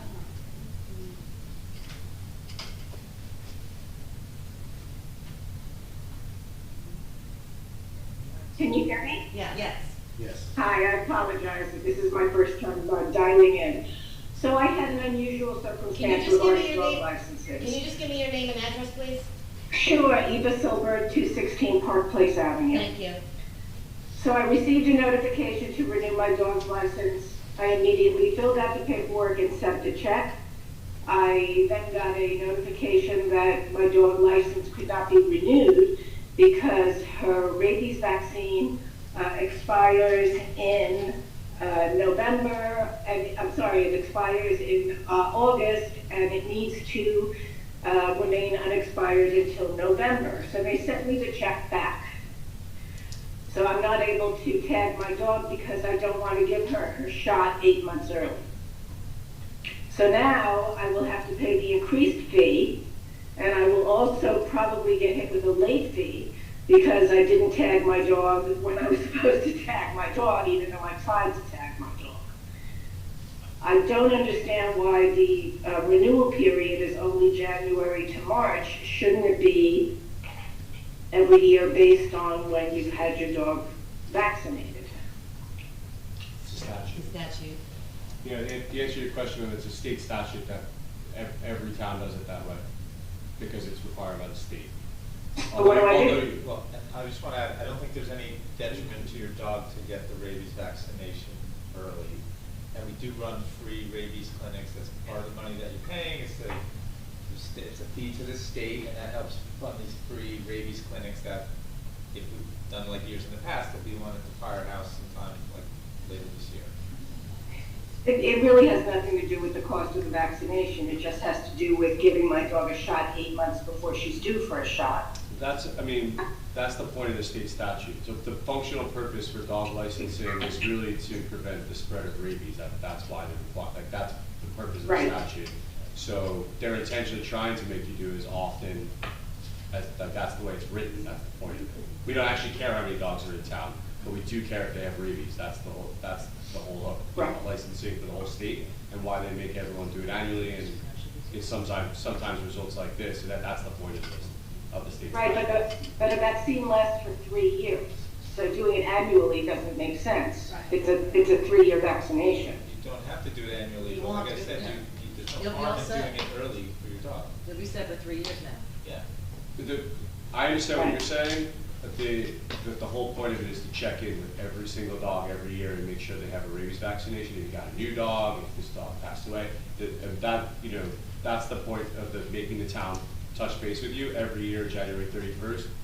I understand your point. It seems silly and like it's a practical matter, but it's a public health thing. That's the purpose of it. Right. So, and we really don't have any control over it here, other than administering it. Right. I'm sorry. Good. No. You know, I'm a rule follower, but this, particular issue was bothersome to me. I thank you. Eva, even I agree with you. I have 3 dogs, and I went through this with one of mine a couple of years ago, so I'm kind of in the same boat that you just mentioned. But next And- time, you'll be on track. Yeah, Yeah. but I agree with you. Thank you. All right, thank you for your time. You're welcome.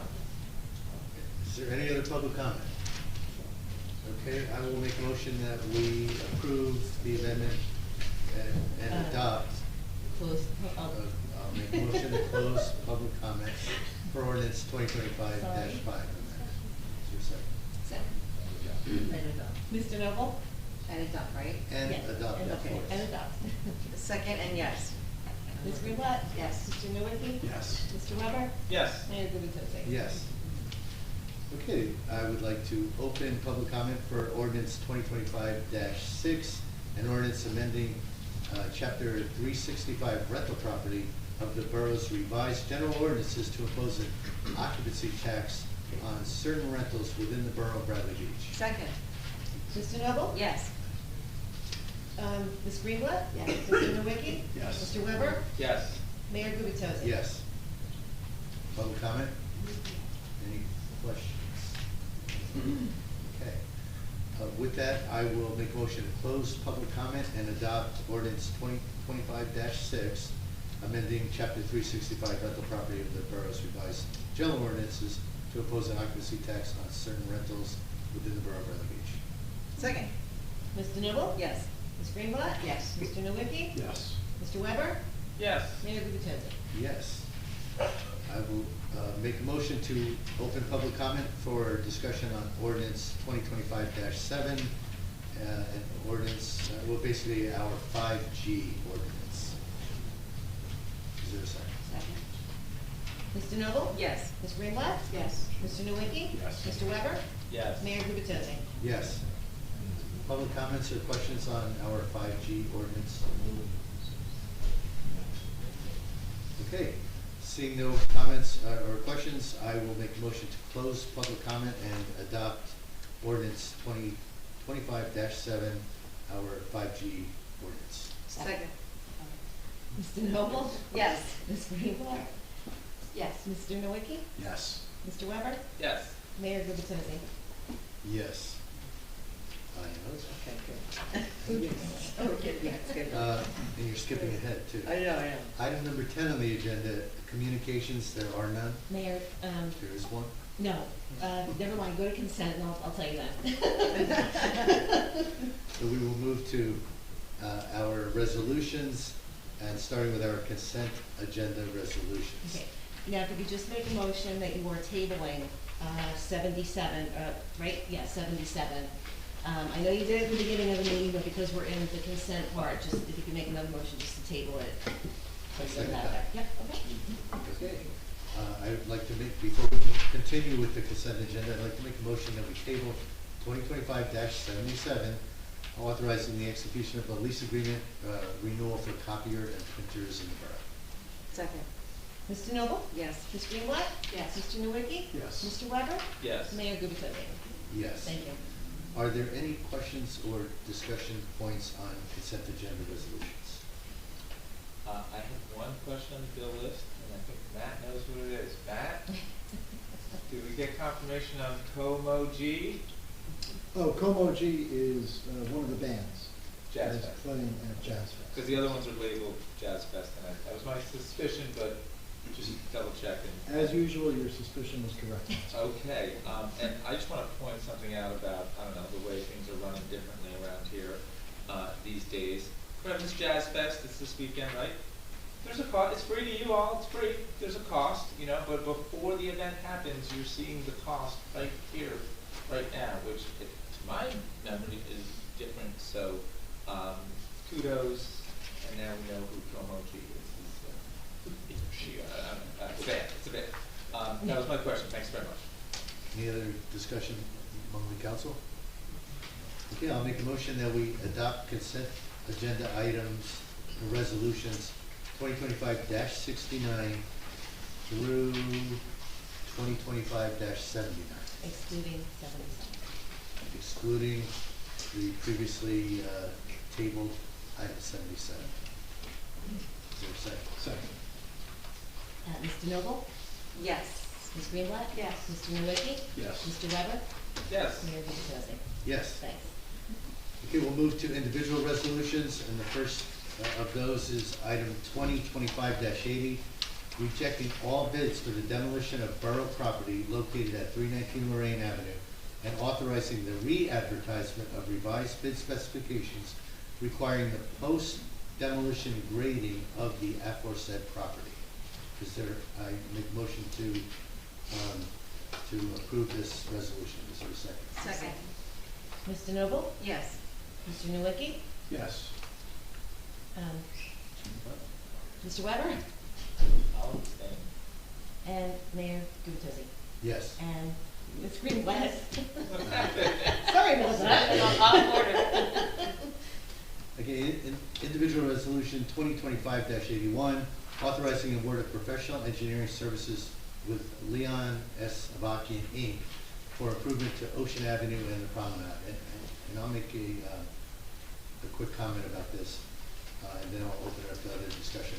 But the council has asked Avakian, the engineering firm, to perform an evaluation of Ocean Avenue, specifically and primarily focused on establishing 2 pick-up and drop-off areas for handicapped individuals that are wheelchair bound, and as well evaluate our site triangles, because we've had many concerns raised about challenges in seeing oncoming vehicles as people pull out of the east-west streets onto Ocean Avenue.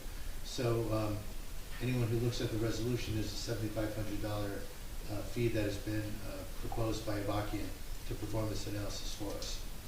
Any comments or questions? Okay, I make a motion that we approve 2025-81, authorizing the award of professional engineering services for Leon S. Avakian, Inc. Second. Mr. Noble? Yes. Ms. Greenblatt? Yes. Mr. Nowicki? Yes. Mr. Weber? Yes. Mayor Gubatosi? Yes. Do I need to motion again to table the next 2? Greg, what's your opinion on that? Table He tabled them in the beginning. 82 and 83 too. We're- The other one was different because it was on the consent Yeah, agenda, so we yeah, wanted to be okay. clear about it. Thank you. Because we're gonna vote on that. That's what I thought, so, okay. So we will move forward with item 2025-84, approving a fair and open professional service contract with Cannon and McGuinn LLC as borough attorney. I make a motion that we approve. Second. Mr. Noble? Yes. Ms. Greenblatt? Yes. Mr. Nowicki? Yes. Mr. Weber? Yes. Mayor Gubatosi? Yes. 2025-85, authorizing the award of professional alternate labor attorney services with Jonathan Cohen of Plosia Cohen Law Firm. I make a motion that we approve. Second. Mr. Noble? Yes. Ms. Greenblatt? Yes. Mr. Nowicki? Yes. Mr. Weber? Yes. Mayor Gubatosi? Yes. Resolution 2025-86, approving a fair and open professional services contract with Leon S. Avakian, Inc. as borough planner. That would be Gen B. I make a motion that we approve. Second. Mr. Noble? Yes. Ms. Greenblatt? Yes. Mr. Nowicki? Yes. Mr. Weber? Yes. Mayor Gubatosi? Yes. Resolution 2025-87, approving a fair and open professional services contract with Ruderman and Roth as borough labor attorney. I make a motion that we approve. Second. Sorry. Mr. Noble? Yes. Ms. Greenblatt? Yes. Mr. Nowicki? Yes. Mr. Weber? Yes. Mayor Gubatosi? Yes. Item 12 on the agenda, announcements. There are no official announcements today. Item 13A, the administrator report. Want me to use up or? Sorry? I know we're running a little late. You want me to- I would love to have you present. Oh. Late is early when you're trying to do that. This is nothing. So, and one thing, one of the things that we want to do under the mayor's record is increase transparency. And I can tell you that when you talk about having a large gap that you're able to borrow, and you think, well, you'll never use that, I can tell you from personal experience that if a natural disaster negatively impacts your community, it's nice to have that amount that you can borrow quickly, knowing that FEMA will come in and pay it off. So before you know it, if something bad happens, you need to borrow $20 million. 6-9 months later, you can pay it off, but having that ability there is something that don't take for granted, because unfortunately someday you may need to use it. I want to bring everyone up to date on the union contract of Local 152. We continue to have meetings on it. Mayor Guttosi, as many of you know, is a recovering CPA. He loves spreadsheets. He has done a remarkable job figuring out folks' salaries. We have some folks that are on salary and also getting hourly wages. We have people getting stipends. We have people with longevity pay. We have people who we're not paying the right amount to. It is literally all over the place. And I sit there and just kind of let my jaw drop and watch him just go through the process with his spreadsheets to figure it out. So the last meeting we had, we presented basically to the union everything internally that we have, fully transparent.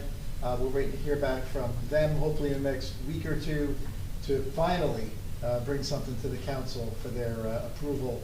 If not the last meeting in February, hopefully the first meeting in March. But it is certainly moving forward.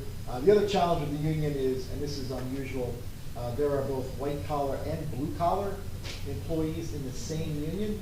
Typically those are bifurcated into separate unions. Beach lockers. Who loves beach lockers? Beach lockers are an important topic in this town. There are 597 beach lockers available.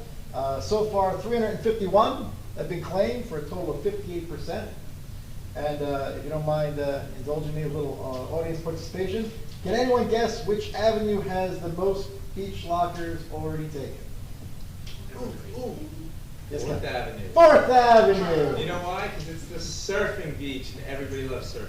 Close runner-up is Ocean Park. And who knows which one, unfortunately, there's always got to be the one that's coming in last. Which one is the lowest? The north end, Lake Terrace. No. Close, Cliff Avenue, with only 12, but it's still a good competition. The other thing, Councilman Weber mentioned tourism. So after events like we're going to have this week, I'm going to have our tourism director, Amy Hall, put together a report. How much was spent, what happened, how many people came, so we can report that to the council, report that to the public.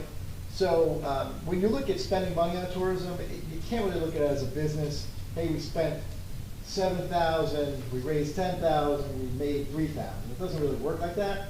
But at least it gives you an idea, not so much a quantitative, but more of a qualitative analysis of, was this a good event? Should we do it in the future? Or should we entertain other events? And that's a policy decision for the mayor and council to take a look at. But we should have that report for you at the next meeting regarding the Jazz Festival. And can I just add, I know I just talked about the cost of the event, it's on the bill list, but it's being paid for from tourism, so that's fees that other people pay. It's not your tax money, is what is the point. Oh, yeah, this is all, none of this has to do with any of your property tax dollars. This is with, through a tourism fund, trust. Thank you all very much. Thank you, council. Thank you. Thank you.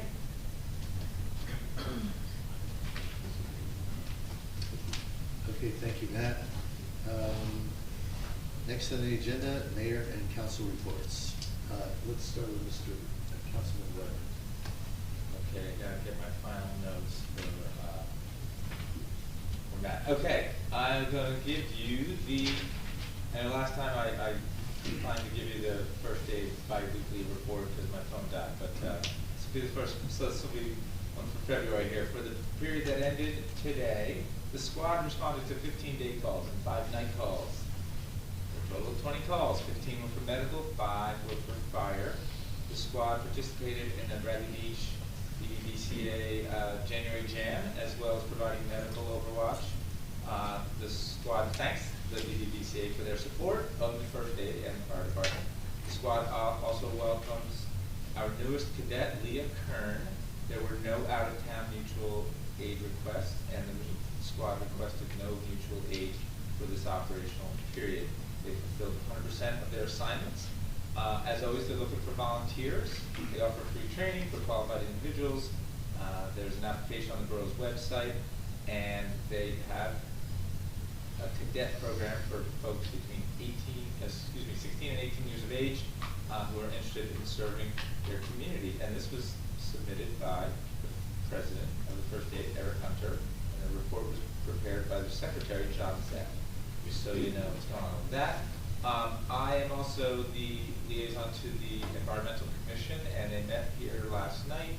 I'll let everybody know they're focused on Sustainable Jersey, which, if you don't know, it's this program in the state of New Jersey where towns can, I like to say, jump through a bunch of environmental hoops and show that they're actually doing some things sustainably and environmentally, and they get points for demonstrating this, and they can get certified if they get enough points and cross the finish line, so to speak. So I'd like to speak to everybody that works for the town. This is kind of like a town-wide thing. So if you're a DPW or you're at Recreation or you're part of some other board or commission in town, I might be coming to you, somebody from the Environmental Commission might be coming to you and saying, hey, we know you're doing this thing, can you help us document it? I'll just give you a great example. Went to the police yesterday and said, the police, they do the drug take-back program. Twice a year you can go bring your unwanted prescriptions, bring it to the police, it's safe and secure, and that's actually something we get points for in Sustainable Jersey. So that's just an example. And I took care of that one yesterday. It was basically an email, and I'm going to get the information back from the police department. But so for our administrator or anybody from other departments that's listening, we're going to be coming to you and we're going to be asking you, because believe it or not, you're doing things that help us get points for Sustainable Jersey, and we want to get them all. So that's coming. It's actually in our first crack at it, it's like the next few weeks it's due, so we'll be coming soon. I'm liaison for the DPW, and I sat down and had a meeting with Diageo after he got over a pretty good illness over the last week, and talked about a bunch of things. Something I think the public should be aware of. There are a bunch of those ash trees on the 600 block of Brinley. They get that disease, this is that emerald ash borer, so they're all going to come down. So I'm telling you now, nobody has to call and freak out that 6 trees are going to come down. It's 5 trees, but it's in 600 block. And but they all have this disease. They're not going to get any better. They might stay up for another 10 years, but they're not getting any better, and they'll be a hazard, and we'll get some new trees in there. And I had a great discussion with Diageo about lockers and all sorts of other things. And I did the same thing for community development. I'm the liaison there. I sat down with the new community development director, Pam Valentine, and I think it was already mentioned tonight, but people should know there's a sign on the door at the Piazza Center when you go into community development, and at the counter, and they're all over the place. It's a sign. It was up actually probably over a week ago, proactively telling people as of February 1st, the town's going to be collecting this fee. It's to go to that Affordable Housing Trust Fund. So it's 1.5% on the increased value if you're improving your home or residence, and it's 2.5% if you're improving a property and it's non-residential. So that's the fee that was mentioned earlier that we should have been collecting for the last few years, but we're going to start collecting it now. So in my estimation, I think more has happened in affordable housing in the last month in this borough than has happened in the previous 25 years, which was the entire round 3 of affordable housing. And we did deal with the salary ordinance. All those folks work at in the community development department, but I just want people to know it's not necessarily 4 different people. Some of those can all be done. In fact, they could all be done by one person, but it seemed like it's 4 different jobs, but it's probably going to just go to 1 or 2 people. So basically my report. Thank you, Councilman. We're going to turn to Council President DeNoble. Thank you, Mayor. The Bradley Beach Shade Tree has a meeting tomorrow night, so I'll cover that in the next meeting. Tourism, as we all know, is the Jazz Festival is this weekend, Friday and Saturday. There'll be 6 bands and over 25 musicians in total. They have promoted the Restaurant Row via guest emails and offer to help with reservations. It's going to be a lot of fun, and it supports the businesses, and it gives people a reason to visit Bradley Beach in the dead of winter. Then after that, I did attend the Bradley Beach Board of Ed meeting on January 28th, They were celebrating School Board Recognition Month, a time when residents can acknowledge the contributions made by our local school board members. And the Bradley Beach Board of Ed is a dedicated group of volunteers fostering a supportive learning environment where students can achieve academic, emotional, and social growth. And over the past 3 years, the students' performance at the Bradley Beach Elementary School on the the New Jersey Student Learning Assessment, NJSLA, has improved significantly. They have seen a 15% point increase in mathematics and 14% point increase in English. These gains reflect the collective efforts of the educators, the students, the families, and the board's commitment to their academic excellence. But beyond these test scores, the district has achieved several notable recognitions, including Sustainable Jersey Silver Certification, recognition by the New Jersey Safe Routes to School program, Kindness Certification for 2024, recognition by the New Jersey Center for Inclusive Education. They launched a dual language pre-K program. They had the implementation, thank you, of Advocate for middle school. Obviously, I didn't go to Bradley Beach Elementary. Increased community outreach and family workshops, inauguration of their first ever autism program, enhanced high school readiness programs to support students' transition beyond Bradley Beach Elementary School, and in addition to the custom cards and posters decorated by the students, the board celebrated with the perfect audit report. I would just like to give a big round of applause to our superintendent, Dr. Heidelberg, our school business administrator, David Tonzoles, and these volunteers that are members of the Board of Ed, past and present. The present members include President Dr. Elizabeth Franks, Vice President Bridget Devane, members Courtney Wollaston, Noelle Weinberg, Caitlin Salducci, Liza Flynn, Felicia Sachi, Roseanne Caruso Walker, and April Davis. Thank you all for your work. If I may, Mayor, I have Dr. Franks is in the office. If you don't mind, she could come up and just give us a couple sentences, and we'd really appreciate it. Please Dr. do. Thank Franks. you. Thank you, Mrs. Noble. I just want to thank you for your liaison and the support that you've given the Board of Education. We really have been working very hard to improve outcomes for our students, and we've been, I think, quite successful. We have a great administration, and thank you for mentioning our audit. We're very proud of it. With the audit, you know, they say unmodified opinions. I'm like, that doesn't sound very wonderful. Could we say A+ as an educator? So our auditor agreed. We could say A+. But thank you for mentioning that. And I just also want to take the opportunity. What I always say is it takes a village. And Bradley Beach is such a wonderful village. I always say we're a small and mighty school. And there are so many people here. We partner with the Historical Association. Mr. Nishankin comes in, works with some of our students. The Shade Tree Commission, the Food Pantry, BBCA. We have mentors that come and work with our students. And so I just really want to thank the community, our BBE Foundation. And I don't know whether everyone is aware of this, but we just started the Bradley Beach Education Foundation. And one of the first things, and there was a strategic plan that some of you were on a few years back, and the big topic were our boilers. We were all worried that our boilers were going to break down and it was going to be a big expense. And through our BBEF, we were able to get in touch with, I think it was PSC&G or NJ? JCP&L.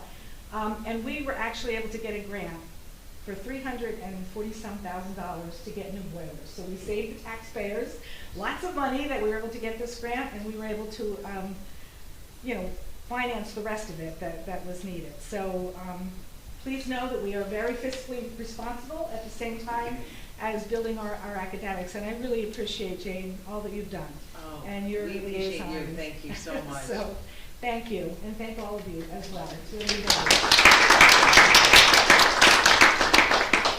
Nat, please report. Thank you. And one other comment about Dr. Frank, she also requested special signage around the school, and our DPW and our chief of police have jumped on that, and whatever signage she requested, we are in the process of working to implement. Oh, thank you. And that really came as a result of one of our parents feeling like we needed more signage, and you started to look like, oh, that's a great point. Yeah. We were missing that, so thank you. Okay, let's go with Councilwoman Greenblatt. Fletcher Lake Commission has a meeting upcoming a week from Thursday, and on their agenda is the installation of a sign on the Ocean Grove side of the lake prohibiting electric and motorized vehicles from the bridge. The initiation of the contract for wildlife control with Mike Campbell of Galaxy Geese.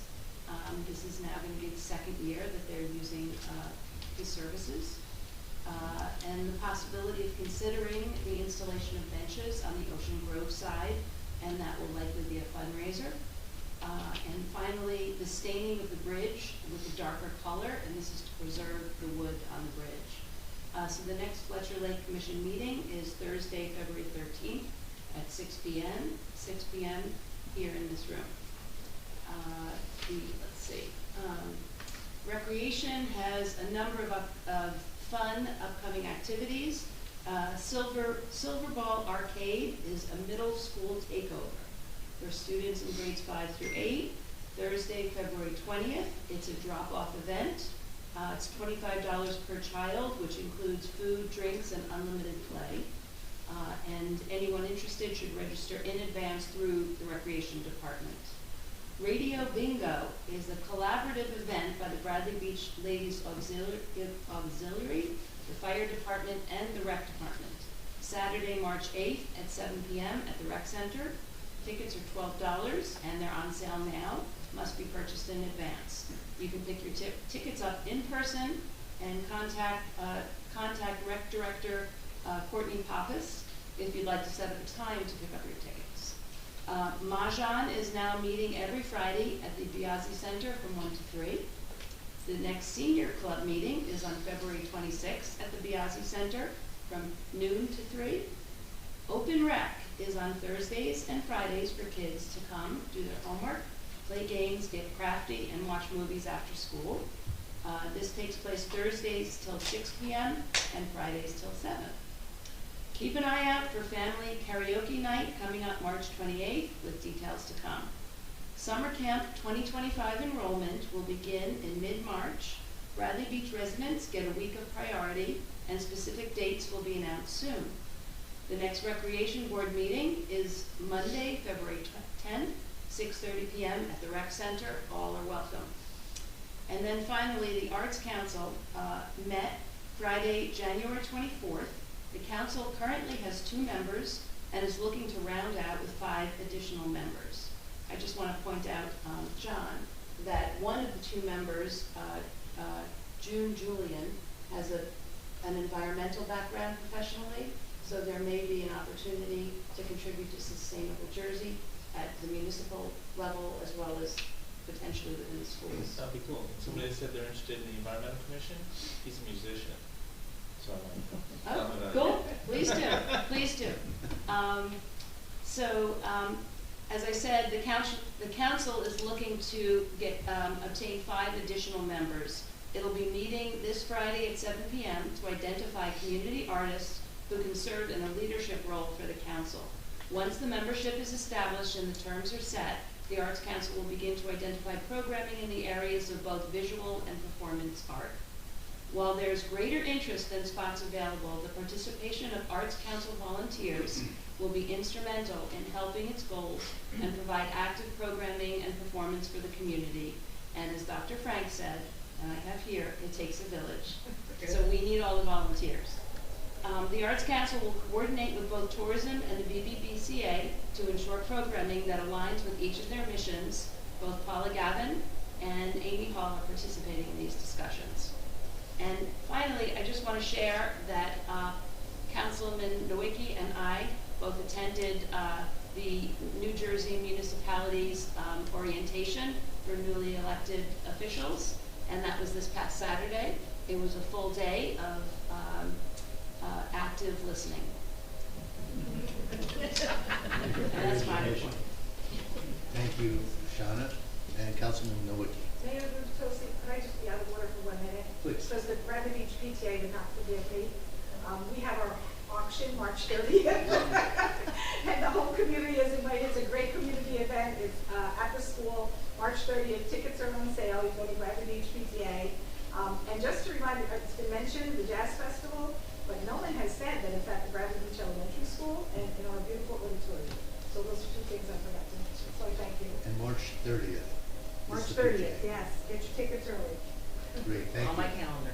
Got it. Councilman. Thank you.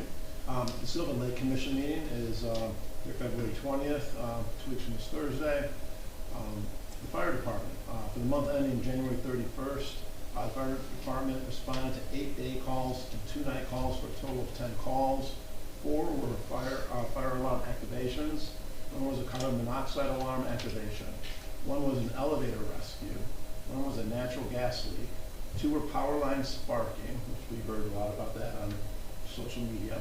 And 1 was a lift assist for a first aid call. The department conducted 1 training for engine operations. There were no mutual aid requests, and I'm happy to report we have 1 new firefighter application pending. The department fulfilled 100% of our assignments for this operational period. We are still looking for volunteers for the fire department and offer free training for qualified individuals. Anyone wishing to volunteer for the fire department may inquire through the borough's website. The police department. Officers made 1 warrant arrest during the last 2-week period. In addition, there were several motor vehicle stops and summonses issued for various traffic offenses. Officers responded to and investigated 5 motor vehicle crashes. It might be a little bit to do with the weather that we were having. Over the past weekend, an unknown person entered a parked unlocked motor vehicle in the 200 block of Newark Avenue and removed contents from the vehicle. This is being investigated by our detective bureau. All residents are reminded to please lock your vehicles and do not leave any valuable items inside your vehicle. And then lastly, just to build on what John mentioned on the VBCA event, the January Jam was a great fundraiser for our first responders, and this is really important because a lot of our, there's a lot of volunteers, and 1 is municipal aid, but the other part of it is donations, and so that was a great fundraiser. So and there'll be others, so come on out, bring your checkbooks. And also there was a recognition day for first responders at UVA this past Sunday, and if you don't or you haven't, just reach out if you see any of our first responders and just tell them thank you. That's my report. Thank you, Councilman. Okay, so my report, I'm going to try to keep this pretty quick, but there are a lot of really exciting things happening in the borough right now. I'm working very closely with Councilman Nowicki on a lot of different Sylvan Lake projects. I mentioned them earlier when Mr. Malak was talking about. There's a lot going on between the upcoming Promenade extension, the restoration work on Sylvan Lake, and some of the other projects surrounding that. I've worked with that group as a liaison for the past 5 years. Councilman Nowicki has worked with them as a resident volunteer for 8 months or so, probably, right, Paul? A year and a half. Oh, is it that long? Okay, wow, a year and a half. And I think both of us would say that we're seeing progress like Bradley Beach has never seen before in this area. We've got funding, and I'll thank the prior administration for a lot of that current funding for the bulkhead. But just the teamwork between Avon and Bradley Beach is just awesome to see, especially after many years of struggling to make any real progress. And I see Mr. Politi in the audience. I know, Peter, your wife has been instrumental in helping us achieve a lot of that progress. Ann's not here tonight, is she? No. Okay. But along with that excitement, as a few folks have mentioned, Fair Share Housing, we're making some really good strides, getting a lot of our financing in order. This council is amazingly committed to making sure that we not only fulfill our obligations, but hopefully we will exceed our obligations in terms of affordable housing that this borough provides to moderate and low-income individuals. Local 152, making great strides on the contract. Mr. Doherty, I appreciate your comments about my spreadsheeting abilities, but that really is taking a village. Not only is Mr. Doherty doing a great job helping us to get organized, our labor attorney, Alan Roth, has done a great job working with the union's attorney and working through a lot of the logistics of the contract. And most importantly, the union members have just been awesome. A tremendous amount of mutual respect at these discussions and great progress being made. I don't want to jinx the process, but my hope is there are some technical things that the union has to go through to get approval. But as of our last meeting a couple days ago, the hope was that we would have a contract ratified and ready to go in March. So we're making good progress there. Another just really exciting thing, folks who have read our newsletters saw our outreach for volunteers, for strategic task force members. We have 8 strategic task forces identified. We've had over 80 volunteers, very excited about this, not only for the task forces, but for some other commissions and committees in the borough. Amy Hall is organizing that for us. I don't have the list of those 80 plus people in front of me, but within the next few days, we'll be organizing that, and we'll be getting out, getting messages back out to people to get those task forces up and running. I'll just mention again the BPPCA event at Uber Restaurant for recognizing superheroes, our first responders, our police, fire, first aid, OEM, and our DPW workers. A lot of residents attended and made donations to the greater good, but it was just a wonderful community event, and it was exciting to be a part of that.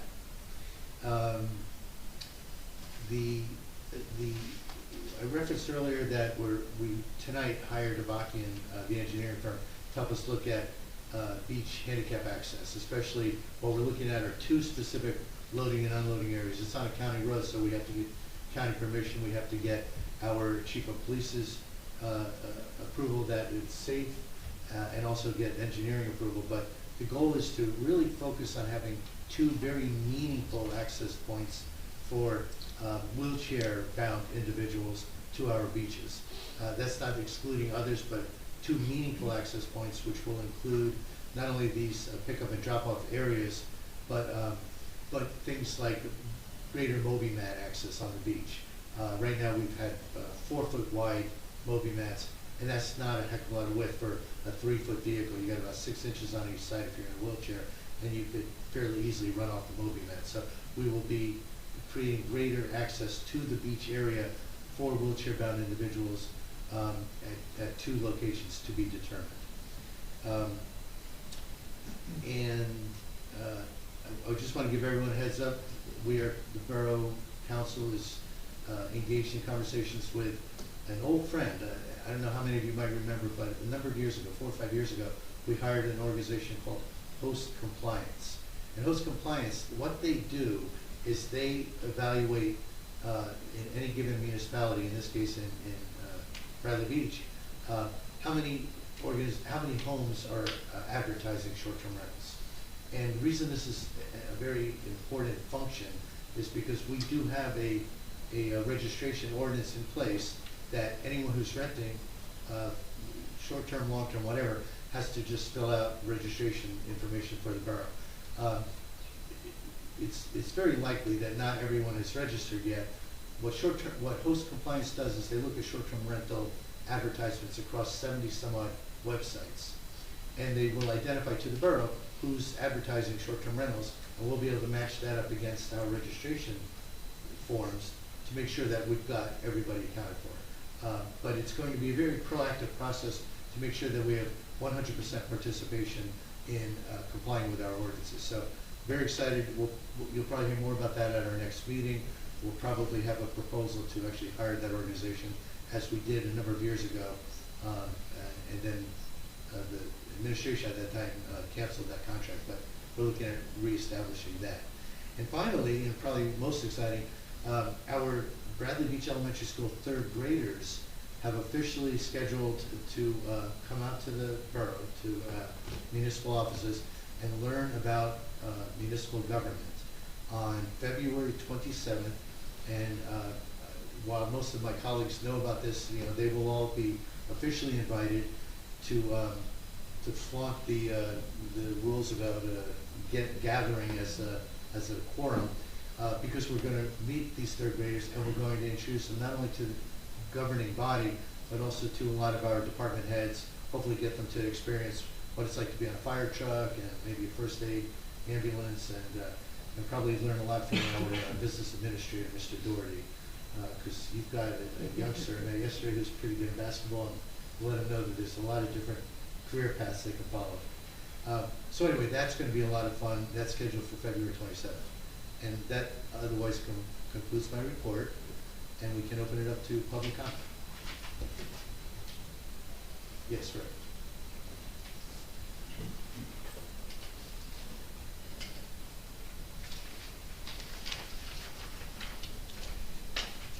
Rick Bartolome, 116 Newark. I guess I have two questions for the BA. One on the bond and notes for the utility fund. It says other issue, almost $2 million. I'm just wondering what that other is, so you can get back to me on, or unless you know off the top of your head what that is. It's on page 4. Item number 6 on the top. Item number 5. $2,994,000 plus. Says other. Okay, I'll find out and get back to you. I'll have to ask the CFO. Okay. Second thing is, I know it's been briefly mentioned in the past that you were going to be issuing statements, and I'm not sure if it's going to be, whether it's going to be on a monthly or quarterly basis. Quarterly, so we could expect to see it in April? Yeah. Okay, that's all I have. Thank you, sir. Other questions or comments? Yes. Beth Kepler, 504 Central, Bradley. I want to start by saying, in all my years of living here, I've never seen the level of enthusiasm and excitement from everybody. There's, not even just, during the meeting, but just in general, when you talk to people around town, there's a real levity that I've never experienced here, and it's refreshing and it's really nice, and it's clear where it's coming from, and I want to start with that, and I'm hoping that the further we get into 2025 and further away from the past, then we can not look back. But unfortunately, I again have to read something. As the lead plaintiff in a personal civil class action lawsuit I intend on filing, I'm serving the borough of Bradley Beach and Larry Fox tonight with the other tort claim, the 6th one.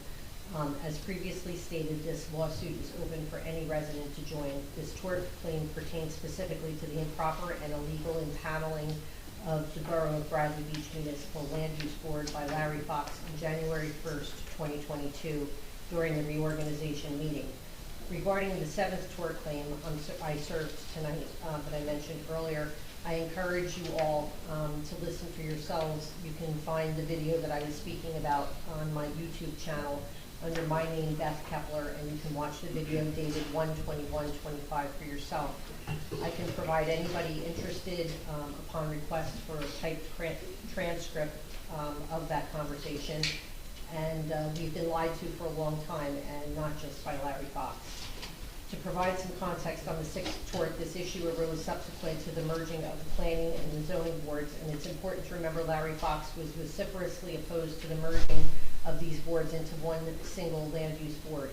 Upon review and comparison of the videos regarding the processes in which the 2022 board and the 2025 board were seated, I soon realized impropriety had occurred in 2022 and continued unchecked through December 31st, 2024. I've also posted relative excerpts from 22 and 25 council reorganization meetings on my YouTube channel under my name, Beth Kepler, for your convenience. By state statute, Larry Fox was required by NJSA 4055D-23 to nominate the land use board members and stagger the dates of their terms by service class, and he did not. This procedure was correctly followed by our current mayor, Al Gubitosi, in January of 2025, and unfortunately this was not the case in 22. Larry Fox's failure to adhere to this legal requirement has significant implications. Every decision and variance voted on by the improperly impaneled 22 land use board, whether passed or not, is now subject to being overturned and legally challenged.